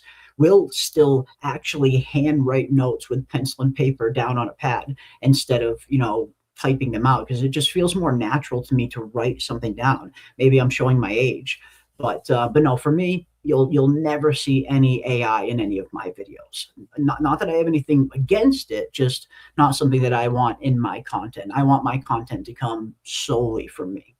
So no, there'll never be any AI in any of my videos. But that's just me. That is just me. Nothing against it, just not for me. Yeah, I'm right. If I see one more AI thumbnail, I'm just not a big fan of the AI thumbnails. Yeah. It's just, and again, I know everybody has, this is definitely a preference thing. Everybody has their preference. Some people really like the, AI and what it can do, to enhance content, and it can. There's plenty of ways that it can enhance and help creators. And then you have people that just, don't like it, that just kind of use, the old school method. And maybe I'm just old school, I guess. But yeah, you'll never catch any AI in any of my videos. Never. But all right, let's get back to it, shall we? What else do the From creators have in store for us, PM? What other revelations have they laid at our feet? Mhm. Okay, so this is a really interesting question. It is regarding, can Julie change things when she's story walking? Their answer is, I'm glad you asked this question. There is a big difference between going back and changing the story as opposed to finding out you're part of the reason the story played out in the way in the first place. So, right there and there, they're not coming out and saying it, but they are saying there is a big difference. If they said you cannot change the story, they could stand by that statement, because it might be a situation where she finds out that she was part of the reason that the story played out in that way in the first place. So, a paradox. I was really excited about this answer, because if she's part of Yes, the reason that certain things have already happened, I do think she is the phone call that kills baby Thomas. I love I that know it's theory. super dark, but if No, I she love threw it. the rope, always threw the rope, and she's And, always done the things that we will see play out. So they haven't lied about her not being able to change things. She just is part of the reason that things will and I, happen. mhm, Then I think it points to this baby Thomas theory. I love it. I love the baby Thomas theory. I think, like you said, yeah, it's dark, but From is a dark show. We've seen that they're not afraid to go to some of those places. So I love that theory of yours. I would love to see that come to fruition. That maybe she was behind the phone call. And again, this does kind of confirm what we have been talking about here on this channel for a while in terms of Julie's impact on things. Because this has been a big debate from the very beginning in terms of Julie throwing the rope. Is that proof that she can change things? Or is that just proof that she always was the one who threw the rope? And I always figured that she was just always the one who threw the rope. She's only just experiencing it now because time isn't linear for her. And it seems like we are getting confirmation that that is the case. This isn't her changing anything. She was always a part of this story. So yeah, I think that definitely leads into your Eloise theory and many other, aspects that Julie might have already influenced that we just haven't seen yet because this present Julie hasn't experienced it on her timeline yet because she isn't experiencing time linearly anymore. So I know it can get a little convoluted with this whole Julie time travel thing, but that does simplify it a lot, I think. I feel like it gives us a bit of a clearer answer and a clearer way to theorize as to how Julie can use this story walking in the future, knowing that she can't change anything technically, but what we don't know what she's already influenced in the past. And that's an interesting distinction. It does kind of make me a little bit sad because that means she cannot save Jim. We saw that Probably. Jim died. So if she can't change anything, she could only become part of. It makes me think, are you serious that that she's actually not going to be able to save her father? And that doesn't mean that he's dead because again, there are lots of loopholes here. Maybe Julie will not be the one to save him, but they may find him and be able Uh-huh. to take him to Yeah, the lake of tears where yeah, he could come back to life. So it totally. could be a thing like that. I'm still keeping my hope out that Jim could be saved. Hmm.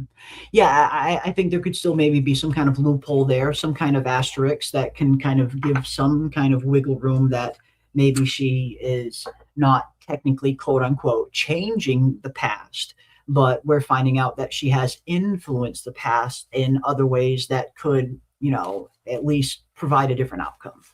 Um, an outcome that maybe was always supposed to happen. Like maybe she, like you said, she can't go back and save Jim at that moment.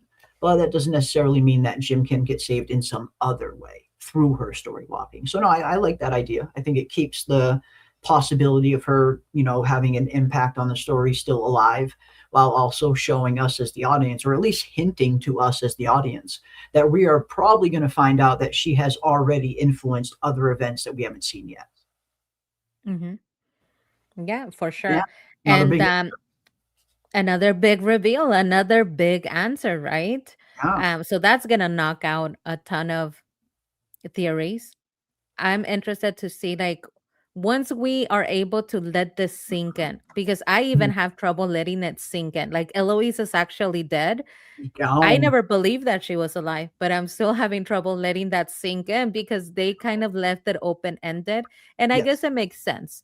The way they said the writing, they have the beginning, they have the end.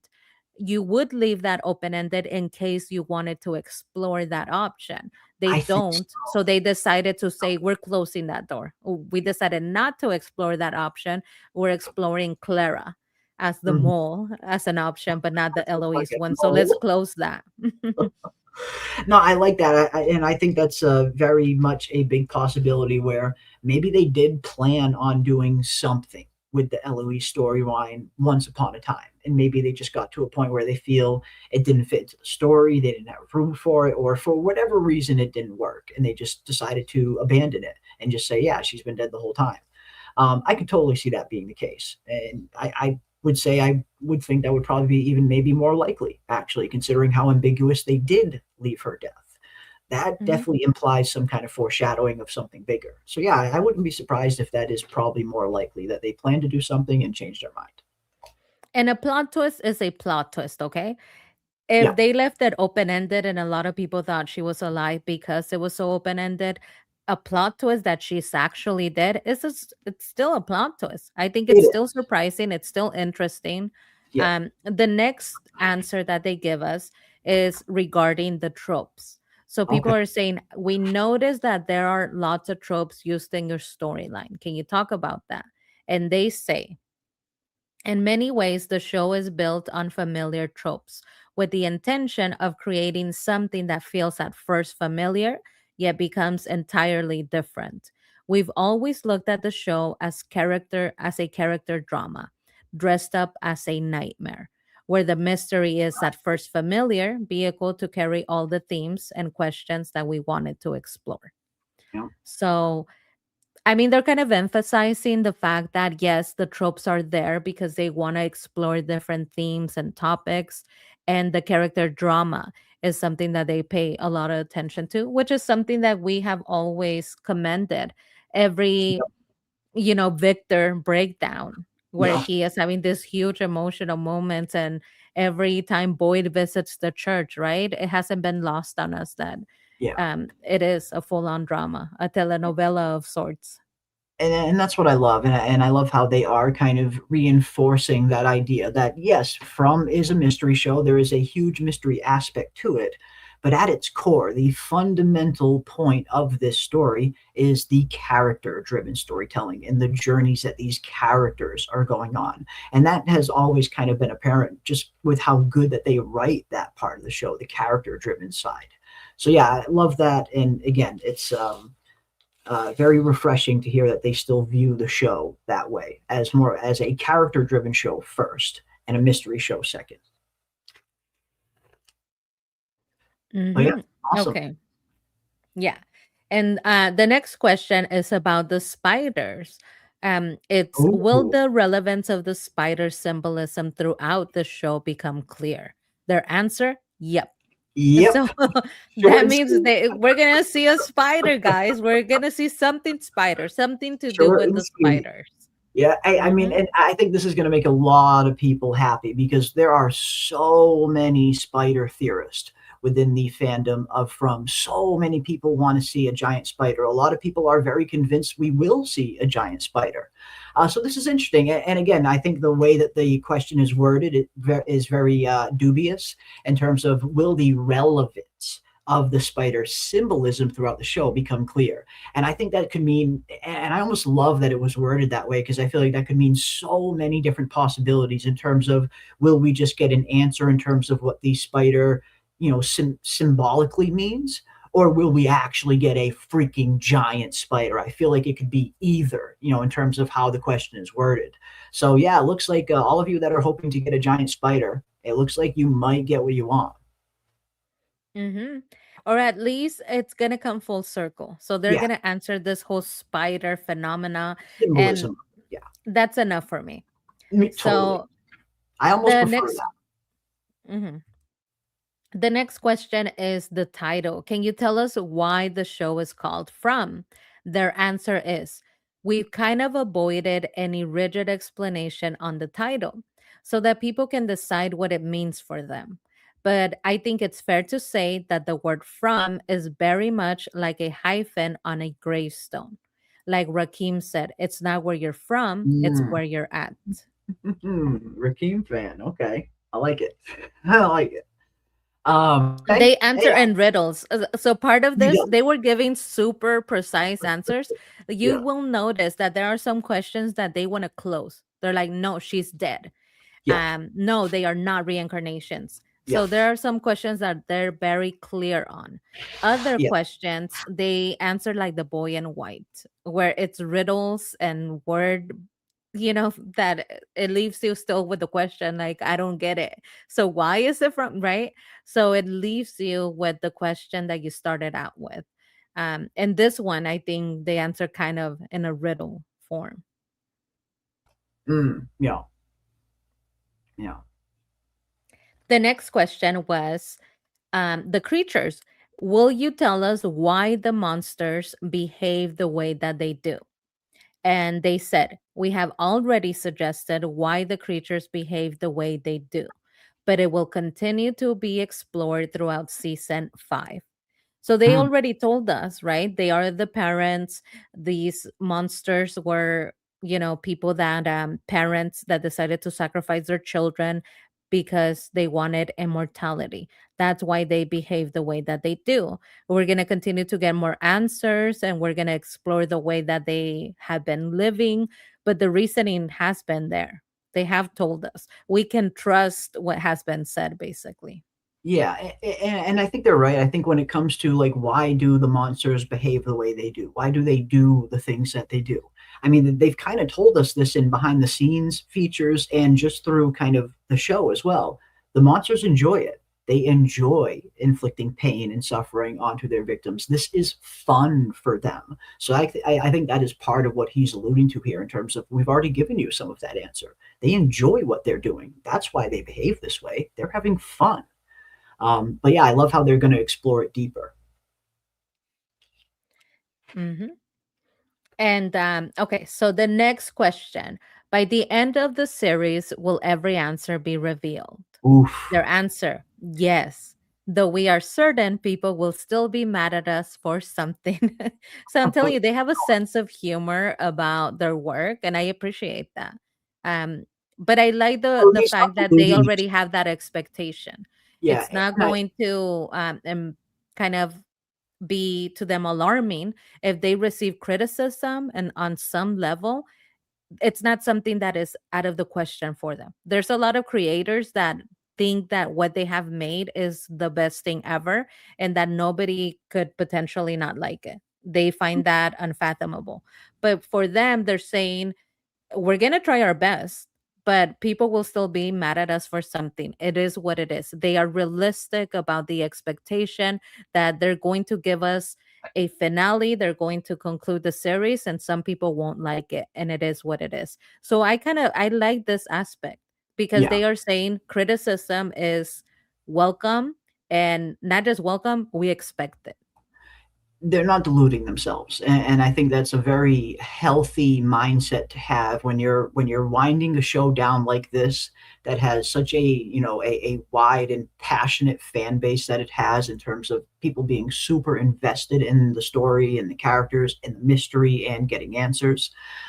So they have to, they have to know that going in. That's something that they have to take into consideration when ending the show. So I love how they're not deluding themselves. How they're going to put their best foot forward. They're going to do their very best to answer every single thing that they can possibly answer. But there's always going to be a portion of the fandom that might not like what they do, and that is just how the world works. No one is ever going to create a piece of media that is universally loved by everyone. That has never happened. That never will happen. Humans are too complex, and we're just too different from each other. We have our individuality. So I think that he's approaching it, or they're approaching it, with a very healthy mindset, where they're not deluding themselves to the realism of a very tall task that they have of ending the show. They're going to do the best they can, but they know there's always going to be something that fans can criticize. And it's good that they at least have that awareness, because I don't think a lot of creators sometimes have that self awareness when they're ending the show. Yeah, I like it. I like that they, like when people were saying, I've said this before, but the really bad takes that I am finding are: don't criticize the show. You don't love it. You're not part of the family. You do not love it if you say Yeah, anything that's negative that you didn't like. Stop ridiculous. watching. Never That's a let, super bad take. And yeah, then never. the other bad take: oh, the show is boring. It sucks. I'm not going to watch. We don't get answers. Those two are one and the same. Very bad takes. So they're saying this is a story that is going to have some parts of it that you like. We are going to give you the answers that we find we can. And some people are still not going to be happy with that. And that is okay. That's And not. that's somebody that is open to discussing their work. They are open to hearing the parts that you liked. Everybody has their point of view. So feel free to say what you don't like. The creators themselves are saying they understand and expect that there are people that are going to be let down by certain aspects of the story. It is what it is. And Mhm. that's something I appreciate. I think that that speaks as to the quality of the creator that they are. Everything is not perfect. They're not saying that it's perfect. They're trying their best. And can you ask any more of someone? No. That's all you can ask of someone. Let them try their best with the understanding that, yeah, they don't expect to be perfect. I think that's amazing. I love them for that. They seem to have a sense of humor about their work and they're realistic. Yeah, it's refreshing. I think it's a good Mhm. mindset. I think it's a healthy mindset heading into the ending of a show that is this big. You know, you have to have that kind of self-awareness that, yeah, we're going to do our best. We're going to try and answer everything we possibly can, but there's always going to be criticism. There's always going to be a section of the fandom that doesn't enjoy it. And that is normal. That is just how life is. Again, nobody has ever created a TV show that has just been universally loved by every single person. That is impossible. So yeah, Mhm. all they can do is their best, and that's what they're going to do. So I look forward to seeing what their best is. Mhm. And the next question. So this is something that they have kind of been asked over and over, but I thought I would bring it up. Uh-huh. Just as a refresher, they Yep. have been asked, is this a dream? Some people are like, is this a dream, an illusion, or a coma? Just like Henry is experiencing this delusion. And the answer is no, this is not a dream. So you can cross that off the theories. It is not a dream. When people say, is it a dream? If anything, it would be a nightmare, right? Hmm. Because it's not Yep. a super positive experience, but it's not going to end in somebody waking up and saying, oh, that was just all I just had make a believe. crazy dream, man. Yeah. It's not You going to better be that. So they're saying it's not. They're Yeah, aware. and like you said, this is the not the first time that they've confirmed that the dream theory is firmly debunked at this point, along with the purgatory theory. They have debunked these theories in the past, and yeah, now they're doing it again with the dream one. So that's good. Firmly Mhm. debunked that it's not a dream. Now, this is something that they feel they like you see, they wrote the most on. So they feel very Oh, passionate about this question. This is about the boy in white and how big he is. um oh my god, they feel passionate I about it. love the fucking From fandom. I'm so glad somebody asked this fucking question. Yeah. So the question is, no need to say the reason why, but was the boy in white aging or looking different planned? Or was it just a thing you had to go around creatively because time passed in real life? Also, how important is the time frame between episode 1 until now? Like you see, they're passionate, so they're saying, and this is just obvious, but they're saying there are many things that we can control in the making of a television show. Biology and time are not among them. Knowing that the young actor playing the boy in white would age over the life of the show, we built that aging process into the mythology. Turns out Halifax winters are also uncontrollable. So Oof. they're basically stating the obvious, like, no, of course we know that he's hella big. Of course we Of noticed that course, he's we know hella that he's big, and it's nothing we could do about it. So Of we just course, we wrote it know he's into got the the show. deepest voice on the show now. We notice it, and sorry, they're basically saying, sorry guys, we can't control how somebody ages. Time has passed, and the It little boy happens. turned into, a young man. It is what it is. If So anything, I feel like Ethan is the more egregious case. At least with the boy in white, they wrote in a narrative reason as to why he's aging. Ethan's just aging with with no explanation. So if anything, Ethan's the more egregious case. yeah, but and here they're saying, guys, suspend your disbelief. They're reminding Exactly us what the we've been saying. making of a television show, It's exactly what we've been right? saying. Because they usually call it a story, the theology of the writing. They're saying and reminding us the making of a television show. Like, we understand you guys love us. This is a television show. The Yeah, children will age, get over and it. and that's We something can we've been tell that saying. he's hella big. You're not pointing out something we can't see, basically. When No, we bought his wardrobe for this season, it was a size extra large. We know. So they do. They know. size XL every They got it season. from We that get a new store, the big wardrobe. tall store, It's a little right? bigger every season. No, Mhm. and again, whenever you're kind of casting child actors in a long running series, this is something that you just have to plan for. It's an inevitability that children are going to age out. You either have to write something into the story that excuses it, or you recast the actor, or you just leave it and hope that the audience suspends their disbelief. There's really no other option. So yeah, they had to know going into it that this was going to Mhm. happen. Yeah, like Anna is saying in the chat, he's like, that's why he's in a long sleeve. Have you not noticed? He used to wear a short sleeve. We put him in a long sleeve. They're trying their best. It is they're what it trying. is. They're I trying. like that they didn't change him. I like that we are keeping the actor that's playing the boy in white. I can work with that. And that's what they're asking us. They're saying, Mhm. listen, let's get real. We can keep him a little boy. Can you work with us? And the answer is yes, we could work with you. Maybe we'll stop with the jokes about him being old or being hella big. Maybe. Now Maybe. that they have said it is what it is, yeah.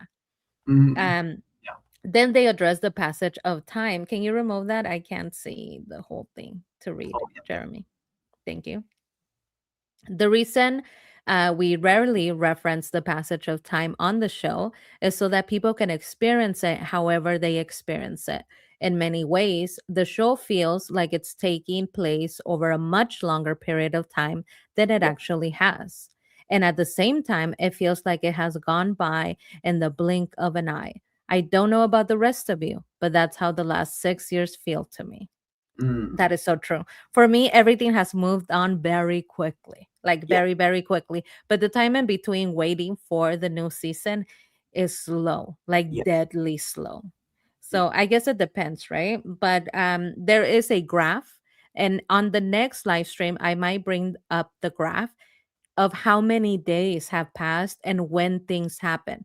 Because when we talk about how is it that Sarah goes from being a badass to all of a sudden doing the whole water thing, spitting in the water, when you see it on a calendar and you could see the week and you could see one day she took out his eye, the next day she's back to being naive and manipulated, then you could see, okay, that's why it wasn't kind of making sense. Mhm. But there's a graph, there's a calendar, and I'll bring it up next live stream. But it hasn't been that long, it's like Yeah. days. Yeah.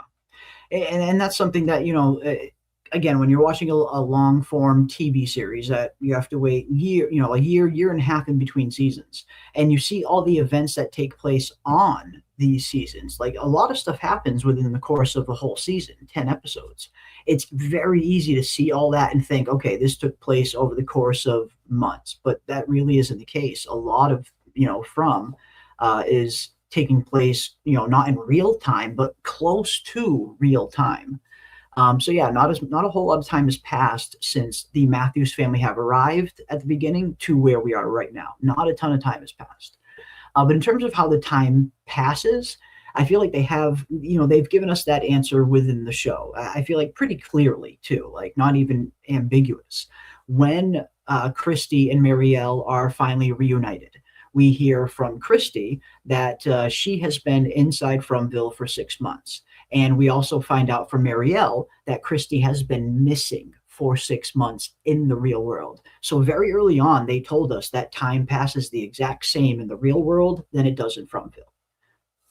So Mhm. that's kind of always been the case, or at least how I looked at it. They stated this pretty clearly.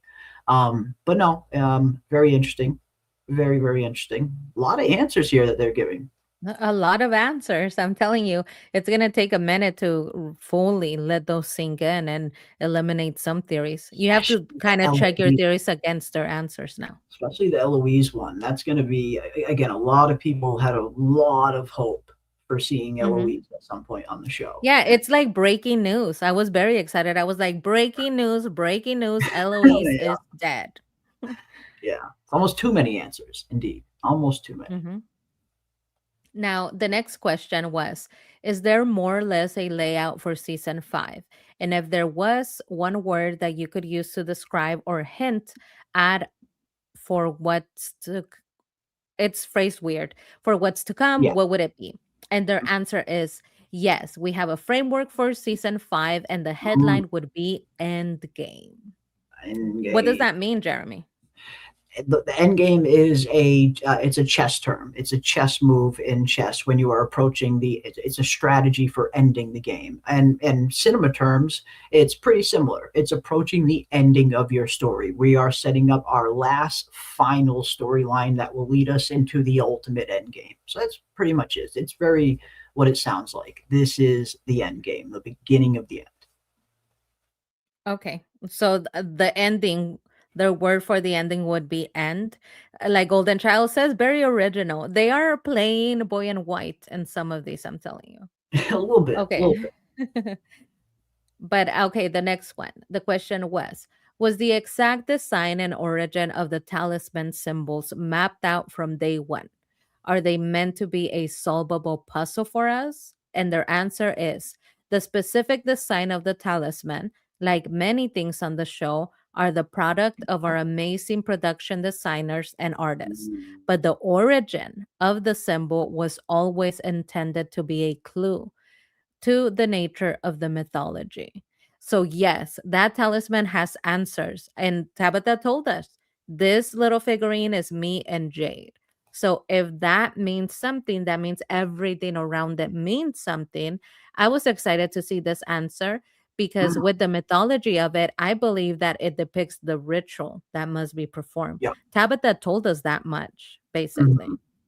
It seems like that could potentially be the case. Yeah, I mean, we finally are getting some answers that it seems like the original Tabitha created them for one, and yeah, if she's going to put her and Jade on them, and this symbol of these trees that look like trees anyway, these 8 different symbols around them, then yeah, it seems like this is a specific clue, a specific answer that is going to be revealed at some point, and that's something they've kind of always teased right from the very beginning, that there's a deeper answer in the talisman that we're going to get.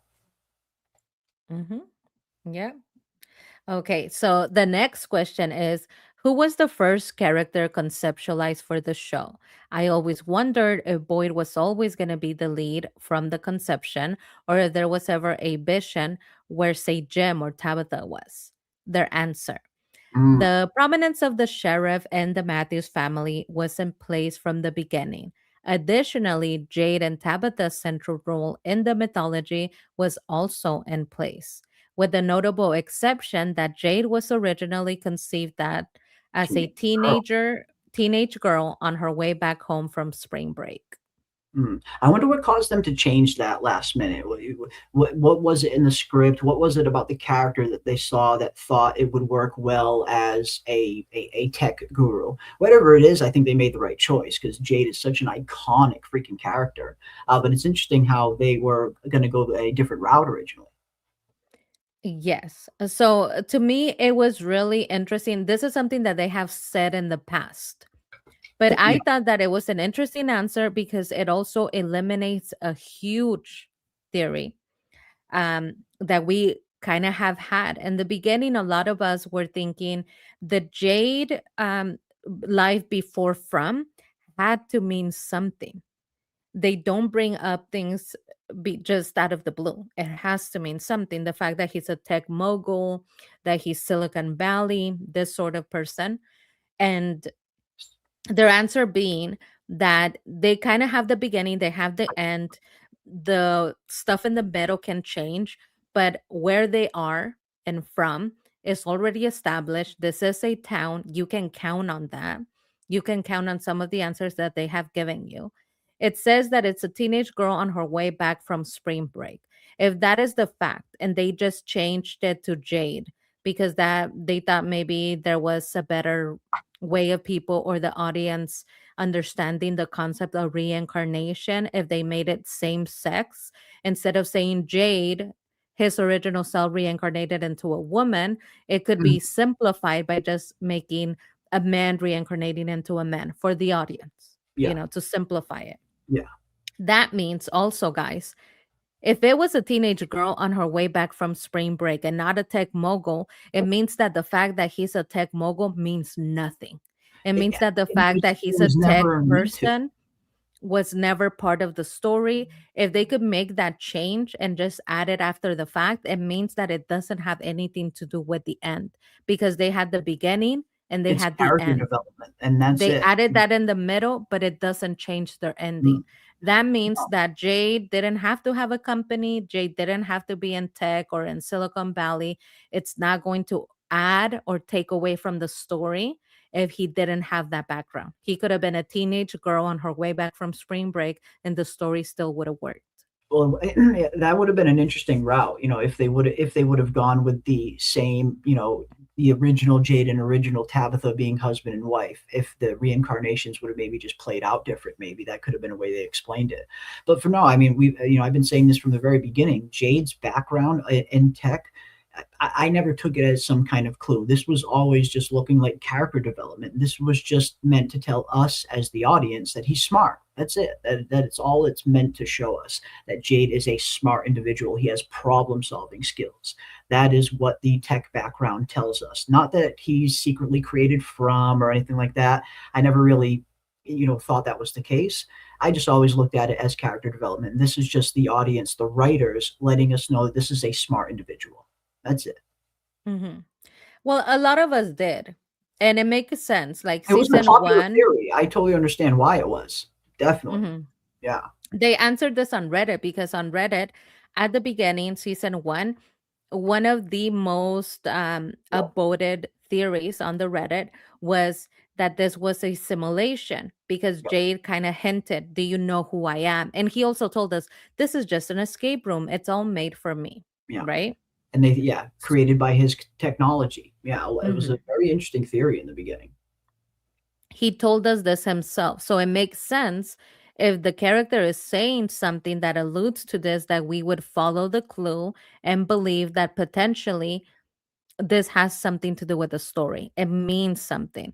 But them giving us the answer and saying the changes that they made that do not impact the beginning or the end is that Jade was supposed to be a teenage girl on her way back home from spring break.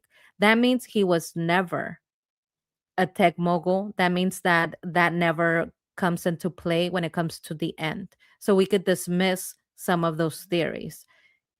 I think it's interesting. I think it's like I said, I have trouble kind of processing all the information because what they're saying is eliminating so many theories off the A lot board. of some big ones. Yeah. Some big ones. Yeah, so they kind of went through the most upvoted theories on Reddit, and I think they gave us something for each and every one. Upvoted on Reddit was Eloise is alive. Upvoted on Reddit was this is a video game or this is just a simulation, and they answered those. Now, the reason why I believe that they changed from teenage girl back from spring break to Jade, somebody that's older and around Tabitha's age, is because if you are trying to explain reincarnation to an audience, you Yeah. want to make sure that the message comes across to the point where you're not confusing everybody. Mhm. Reincarnation doesn't necessarily have to be to the same sex. You wouldn't reincarnate always as a man or Uh, always as a woman. yeah. However, for storytelling, to make it simple, precise, and easy to understand, it's easier to turn the teenage girl into a man that is a a co-person to Tabitha so that you could see it. When you see both of them and when it's revealed, it makes sense to you. Yeah. Yeah. Again, with the whole reincarnation thing, yeah, they could have had Jade be a teenage girl and they still could have explained it through the reincarnation, where maybe they come back, as different, genders from time to time. Definitely easy to explain, if nothing else. But yeah, again, a lot of answers, a lot of pretty big answers that they're giving us here. Some pretty big theories are being debunked in real time.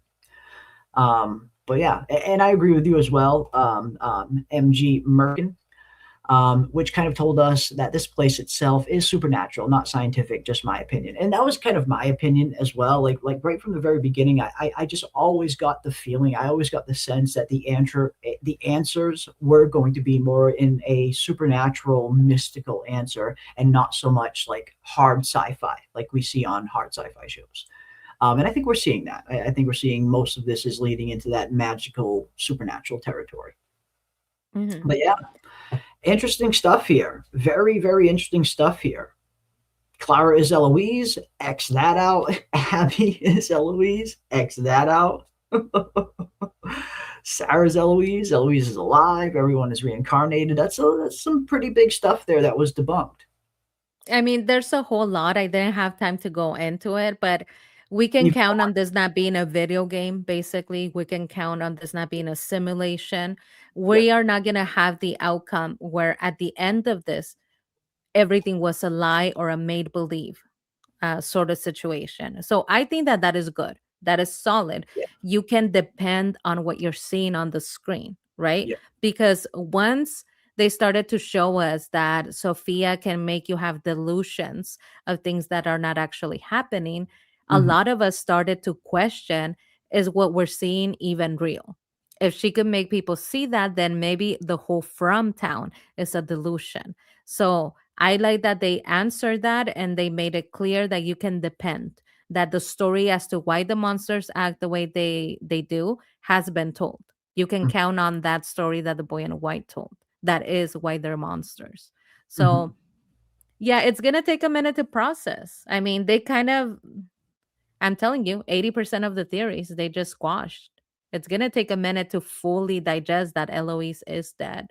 I think that's going to be the biggest one. Like out of all of this information that we got, which was extensive, they debunked and confirmed quite a few good many things. But yeah, I think that will probably be the biggest takeaway from this exercise, that they have firmly revealed that Eloise is dead. Not a secret character. We haven't seen her on screen. She isn't some secret that's going to get revealed. Eloise is dead. But again, I think that the only thing that is left really to answer there is how she died. What happened from A to B when she leaves the root cellar and ultimately gets killed. Is there an answer there? Maybe. That's kind of the only thing that I can see that they could do with the Eloise storyline. It seems like they're kind of trying to shut the book on it with confirming this, maybe. Yeah. Now, that does not mean that science doesn't factor into the storyline. It Definitely is not. my personal belief that the type of magic that is being used is a hermetic ancient magic that uses the cosmos. So it Hmm. uses scientific things in order to get the desired outcome.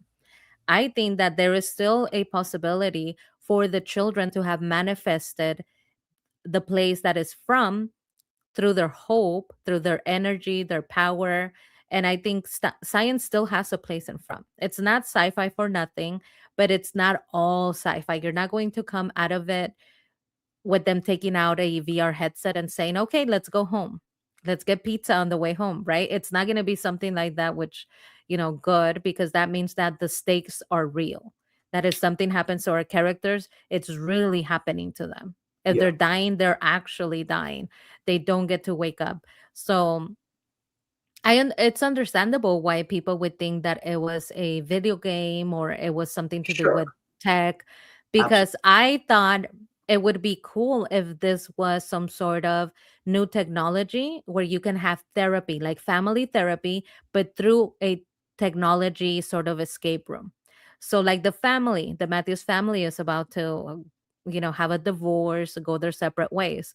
Maybe before that, instead of going to marriage counseling, you go to this new immersive therapy where it brings you closer together. The clues have been there, just like the clues have been there for Eloise being alive. I think that they Mhm. have left some stuff open ended and now they're closing it. They're But closing. it didn't come out of nowhere. People believing this is a video game simulation No. or sci fi did not come out of nowhere. So Mm. the creators at least have to own up to that, and people believing that Eloise is alive also didn't come out of nowhere. You at least have to own up to the fact that they left it open ended. Maybe they wanted to use it and they decided not to. But we're not seeing things where they don't exist, okay? But it's nice to see that the answer is there and now we could move forward. Mhm. Yeah. Yeah. 100%. Yeah. There's a reason a lot of these theories have become super popular within the fandom, because there's a lot of evidence that people have been able to point at that supports some of these theories. But yeah, if nothing else, we're getting some interesting definitive answers, some definitive confirmation of some theories, some flat out debunked. And yeah, I think if nothing else, it will give us, just as we start to theorize going forward, after we see the season 4 finale and we see how much they actually reveal this season, I think we'll have a much better kind of accurate direction in terms of where we want to theorize going forward, you know, taking all of this new information into consideration and everything that we're going to learn in the season 4 finale. But I like this as well. I think this is also a very interesting observation. If this is the first time the townspeople have dug up the bones, then there's no previous cycle to compare any events to going forward. All bets are off. There's no predetermined events, and I love that idea. I love that whole concept of the cycle finally getting to a point where things aren't going to be predictable anymore, where history isn't going to be repeating anymore. Because again, if this version of Jade and Tabitha have gotten further than any other cycle, if they've dug up the bones where no previous cycle has done, then yeah, we are finally in uncharted territory, or we're at least about to get into the point where we're in uncharted territory, and it's not just history repeating itself anymore, because this group is doing something that none of the groups have done before them. So that concept excites me for season 5, in terms of this not maybe being so much history repeating itself in the final season, but a whole new blank canvas, a new story as they try to break this cycle, which previous cycles haven't been able to do. So that's a very good observation. Hmm. Yeah, I mean, the men in yellow gave us two possibilities. If they pull the tree, it's either going to be something positive in the answer, Yeah, or it's going to be a whole new level of hell. yeah, We know it's not the answer. We have season 5. So it's yeah, not going to be the first. It's going to be the previous one. It's yeah, going to be hell. So season 5, we're going to be maybe looking at people having to hide.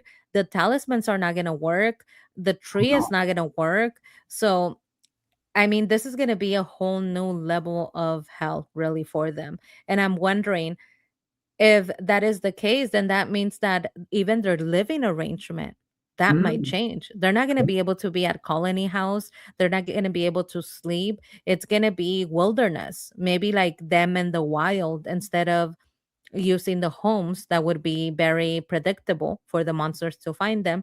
They're going to have to start living in the land. I know it's gonna be bad. It's gonna be yeah, really, really bad. Maybe they're not gonna have food anymore, because it seems like this place provides as long as they're behaving well, but they're yeah. not behaving. So I'm wondering if all of their comfort is going to be taken, The basically. electricity, like what if all of this stuff just starts going, and slowly but surely all of the comfort and amenities are taken away from them?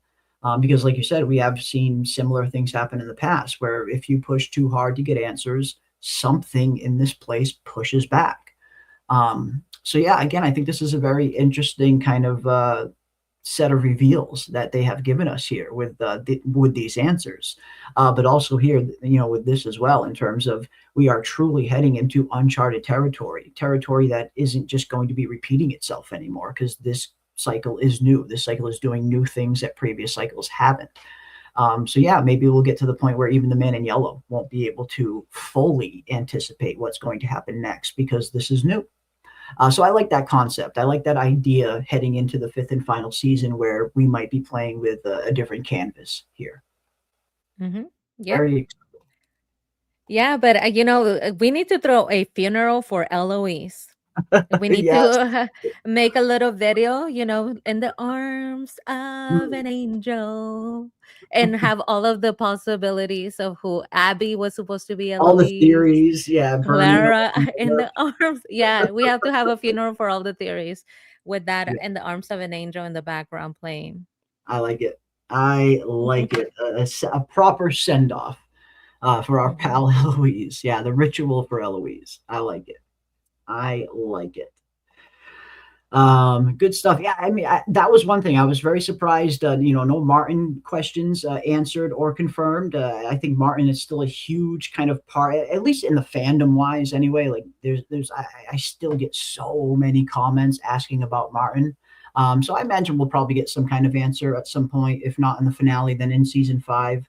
It seems like they are doing their best to try and wrap up all of the loose ends that they possibly can and answer everything they humanly possibly can answer.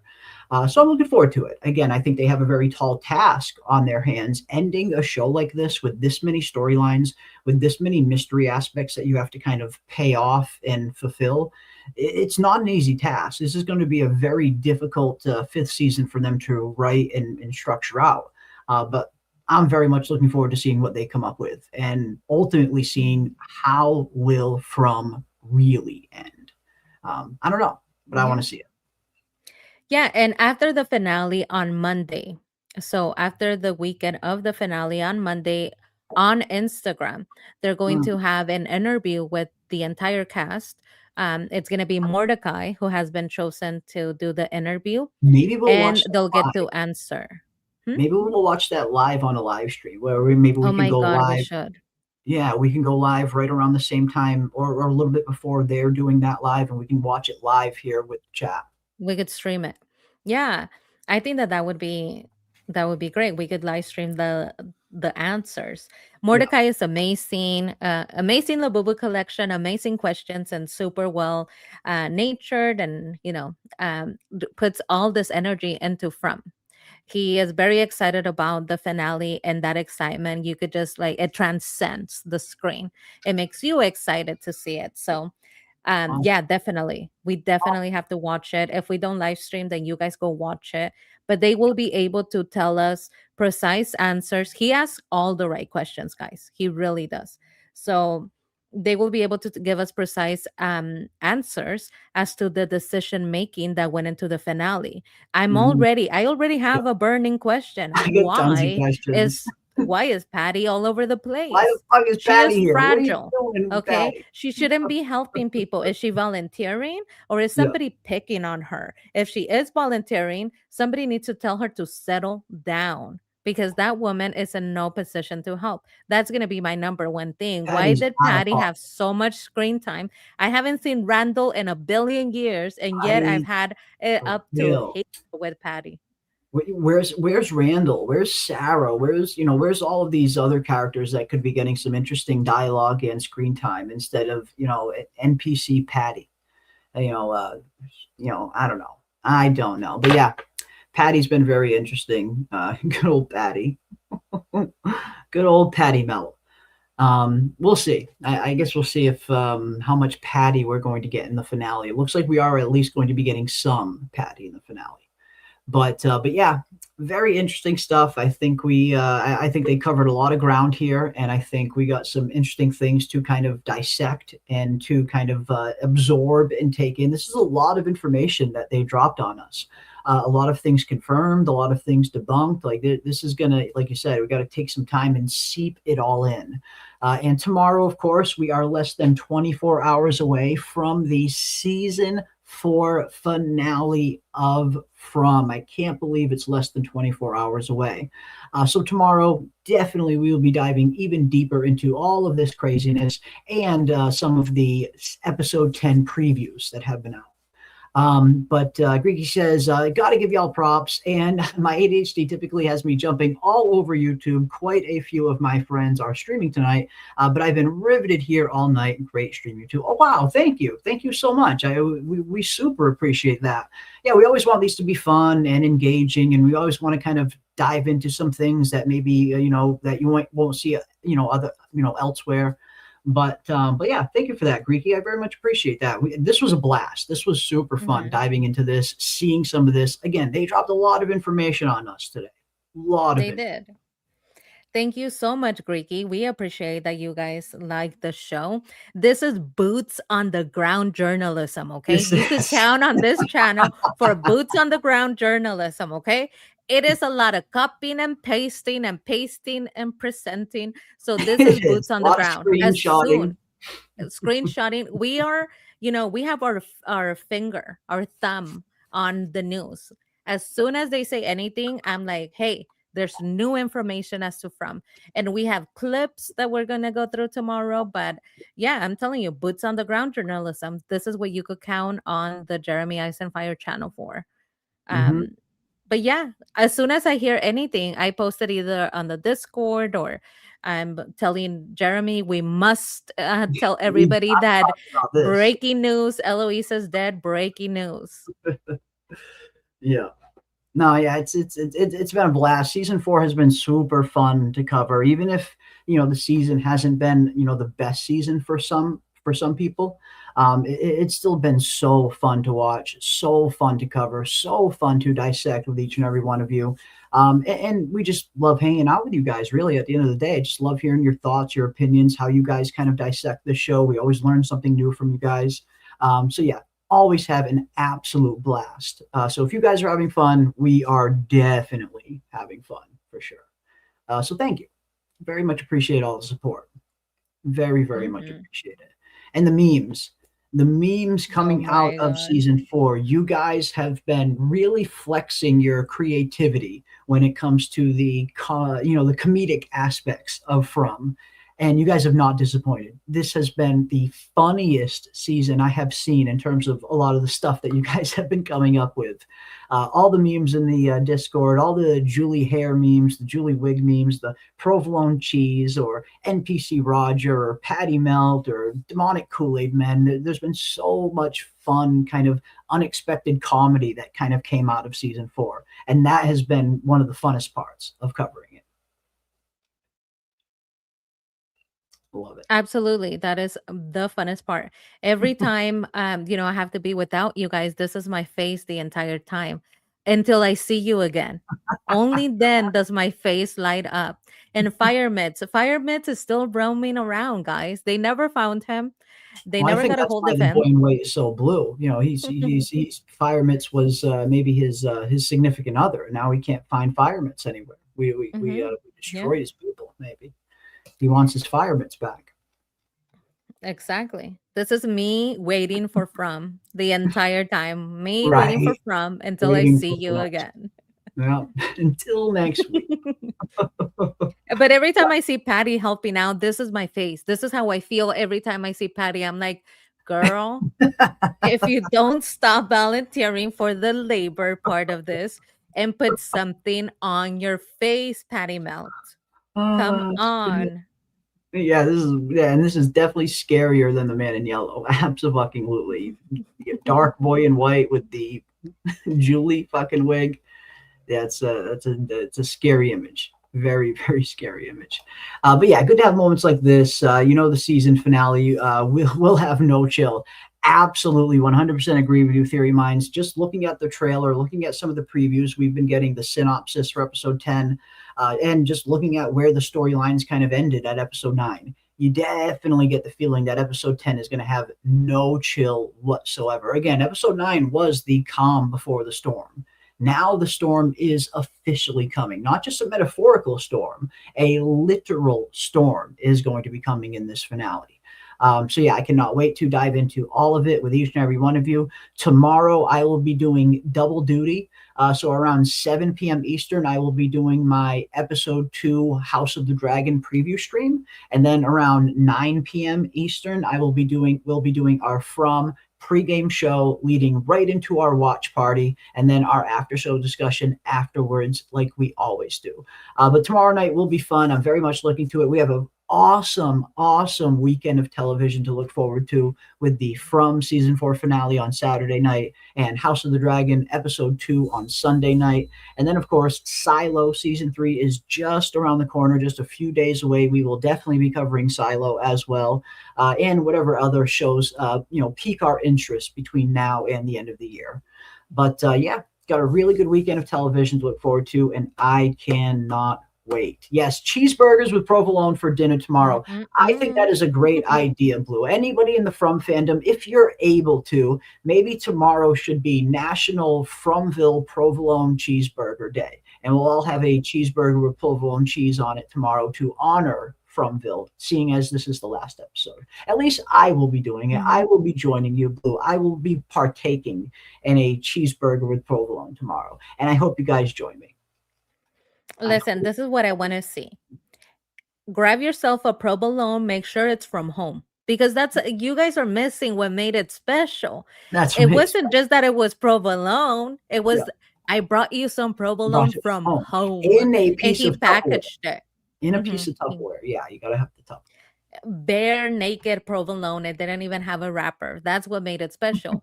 So go ahead and get yourself some provolone, whether you put it on a cheeseburger. I'm going to put it on a quesadilla. The provolone There is you going go. Mexican. It's There going to you go Mexican for the night, and post it on the Discord. Let's make it Mm. National Yeah, we Provolone need Day. pictures. Post it on the Discord. Whatever way you're having your provolone, I want you to go on the Discord on the From Posted in page the and Fromville post it page. because Yeah, we want to see how you're enjoying the finale. This calls for a big celebration. a Now the thing about provolone it too, surprise. dude, I'm so disappointed in Henry. I'm so disappointed. Like Victor has been doing his best. He doesn't have much to offer him, but what little he has, he offers it to Henry. He's like, hey, Yeah. I have a room. I have my own suite here. Everybody has to share, but I have my own room. Do you want to be a roommate? He offers him what little he has. And Henry is on the fence until the provolone. And that's killing me. It's like, dude, Henry, you're going to go with the son that has the provolone and the burger over what little Victor can give you. And you see his attitude change. It was the provolone that pushed him over the edge because he was kind of on the fence. He's like, I don't know if I could do that. I don't know if I could do that. And then when he comes back into the real world, and my poor little Victor is like, hey, dad, can I help you? He goes, no, I need to be alone. It's like, oh Mhm. my God, you sold yourself for a piece of provolone, Henry. How dare you? How dare you? Yeah, yeah, I like it. I like it. No, I like the idea. I will definitely be having a piece of provolone cheese on something tomorrow, and I will get my picture out there, and hopefully you guys do as well. Doesn't have to be a burger; it could be on anything you want. In the spirit of the Fromville finale, we'll Mhm. see. We shall see. But yeah, here we go, ladies and gents. Episode 10 is less than 24 hours away, and we will be right here tomorrow night on the channel doing our regular pregame show, our live watch party, and our after show discussion as usual. And of course, for our House of the Dragon people, I will be doing an episode 2 preview stream for House of the Dragon before our pregame show. So the House of the Dragon stream will be pretty early because I don't want to cut into our from time at all. So here we go, folks. Episode 10 just around the corner, and we shall see what this final episode is going to have in store for us. Where is From going to leave us? I don't know, but I'm looking forward to seeing. Mhm. Mhm. I am looking forward. Provolone and fried eggplant, golden child. I've never heard of that. You guys are getting wild with the provolone. I like it. Post a picture. It must be on food, okay? Don't get too crazy. We also wanted to do a Victor drawing post. So Ah, Jeremy found one of his big. Jeremy has been Victor all along. He has this little stick figurine drawings in crayon. Um, from one of them kindergarten. was like, I almost got what was it? I almost got choked too, or what was I it? almost tried. My sister almost drowned me, but my other sister came and saved me. Yeah. And a little stick figurine with a happy face. It's like, dude, you were Victor. You were Victor all along and From, because that is Hmm. a From story if I ever heard one. But post your provolone and post your little stick figurine drawings. If you could find any that you made when you were little, or if you have children and they have been making any, post those drawings because I want to see them all. Yeah, and we will take a look at them on the stream if you so choose. But yeah, there we go, folks. Episode 10 is just around the corner. Cannot wait to see how this season is going to end. I know it's been a bit of a roller coaster of a season for some of us where it hasn't always been the best, which is totally understandable. There's nothing wrong with not enjoying certain storylines, and definitely never let anybody tell you that you can't be critical of a show that you love. There's nothing wrong with that. But yeah, episode 10 just around the corner, less than 24 hours away. We will be right back here tomorrow night diving into all of this craziness. And of course, we will also be taking a look at some episode 10 sneak peek preview scenes that we have. One of them is uploaded on the channel if you want to check it out. Also, head over to PM's channel as well. If you guys have not subscribed to her channel, give her a sub. Check out her latest content. She has also uploaded one of the preview scenes and has also put out a very interesting theory video the other day. So check out some of her latest stuff. Give her a sub. And yeah, we will see each and every one of you tomorrow night for the pregame show. Yes, Big Heck, I'm going to go to the deli and ask for one slice of provolone. I mean, I might have to do One. the same. I'm pretty sure I have a fresh thing of provolone. I mean, we are Italian at the end of the day, but if not, I'll have to go and get a fresh slice of provolone myself. One So slice. I just want everybody to one go to their slice. Trader Joe's or their deli, wherever you live. Go to your Trader Joe's or your deli and ask them for one slice. Ask them to open the package for you if they try to sell you a package and say, no, I just need one slice of provolone from home. Okay. I want them to be confused, to be like, why are there so many people coming in here buying one single slice of provolone? What the hell is going on? What is wrong with them? That's what I want. Let's cause madness, okay? Nobody's gonna know. Nobody's gonna know what we're doing, okay? I'm gonna do that. I don't know if they have like provolone. Oh yeah, they do. They have provolone over at Trader Joe's. I'm gonna make them open a package for me and sell me one single slice. There you go. There you go. I like it. I like it. It's perfect. Absolutely perfect. Get your provolone out, lady. Yeah, I keep provolone. There you go. Makita knows what's up. Yeah, you got to keep that provolone. What is provolone? Provolone is a type of cheese, a very awesome type of Italian cheese. So I would highly recommend checking it out if you haven't already, especially if you're a cheese person. If you like cheese and you haven't tried provolone yet, you're not living. You are not living, as Henry and Victor can attest. But awesome stuff, guys. Very much looking forward to seeing where this finale is going to take us. And hopefully we see each and every one of you back here tomorrow night for our pregame show leading into our live watch party, which, of course, as always, the link for the live watch party will be in the chat tomorrow night during the pregame show. And that'll take you right to the Discord where each and every one of you will be more than willing and welcome to come and watch the episode 10 finale. Because, again, I know not everybody has access to the finale right at midnight. Depending on if you're a subscriber through Amazon or if you're in a different part of the world. Not everybody gets it at the same time, but rest assured you will all be able to watch it right at midnight Eastern Standard Time tomorrow night, right here on the channel, as the link will take you into the Discord. Not pocket provolone. Yeah, it can't be like full-on pocket provolone. It's got to be like Tupperware provolone, I think, is the way to go. Tupperware provolone. That burger does look so good though. Like I think we are used to seeing like messed up food and from that when we saw the burger, a lot of us just couldn't pay attention I because wanted a we were burger. so focused. That burger looked good. Jalapenos provolone. I mean, come on. And then the fries, he was eating a fry the whole time. He's like, yes, I'm freaked out because this is a major delusion, but I'm still gonna finish my fry. He did get to eat a fry, but I would have loved to see him take a bite. It looked good. It looked good. Not like that fake food. It looked like it was a real burger, like a real somebody's lunch probably from the set. Yeah, probably. Yeah, I wouldn't be surprised if they ordered it from around the corner just for that shot. But yeah, when I saw that, it made me crave a burger. If anything, I got hungry after watching that scene. I'm like, damn, I got to make me a burger now.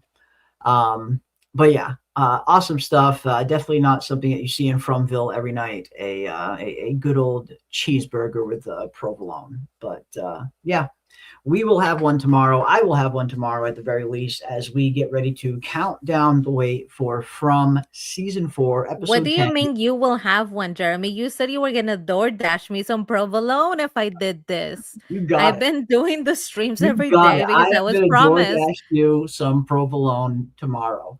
How dare you? You're like, I don't know A about you, burger. but I'm I'm going to gonna have. DoorDash you a burger with provolone cheese. That is what I'm doing. I'm going to find a place of burger How and dare provolone you? cheese in your area, and I'm going to send it to you.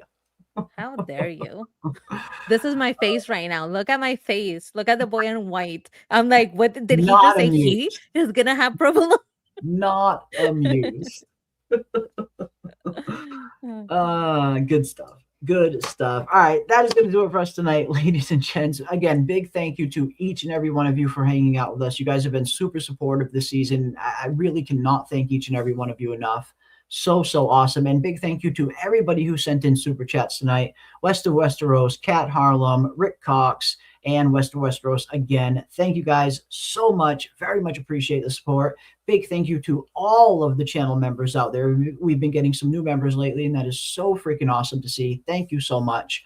And yeah, we will see you guys tomorrow for the season 4 finale of From. And of course, if you're a House of the Dragon fan, a House of the Dragon episode 2 pregame show before. But until that time, stay safe, ladies and gents. Keep those tinfoil hats on, folks. Keep those Julie wigs on, folks. And we will see you on the next one. Cheers. Okay, ding-dongs. If you don't subscribe to Jeremy Ice and Fire, you're gonna spend the night in the box.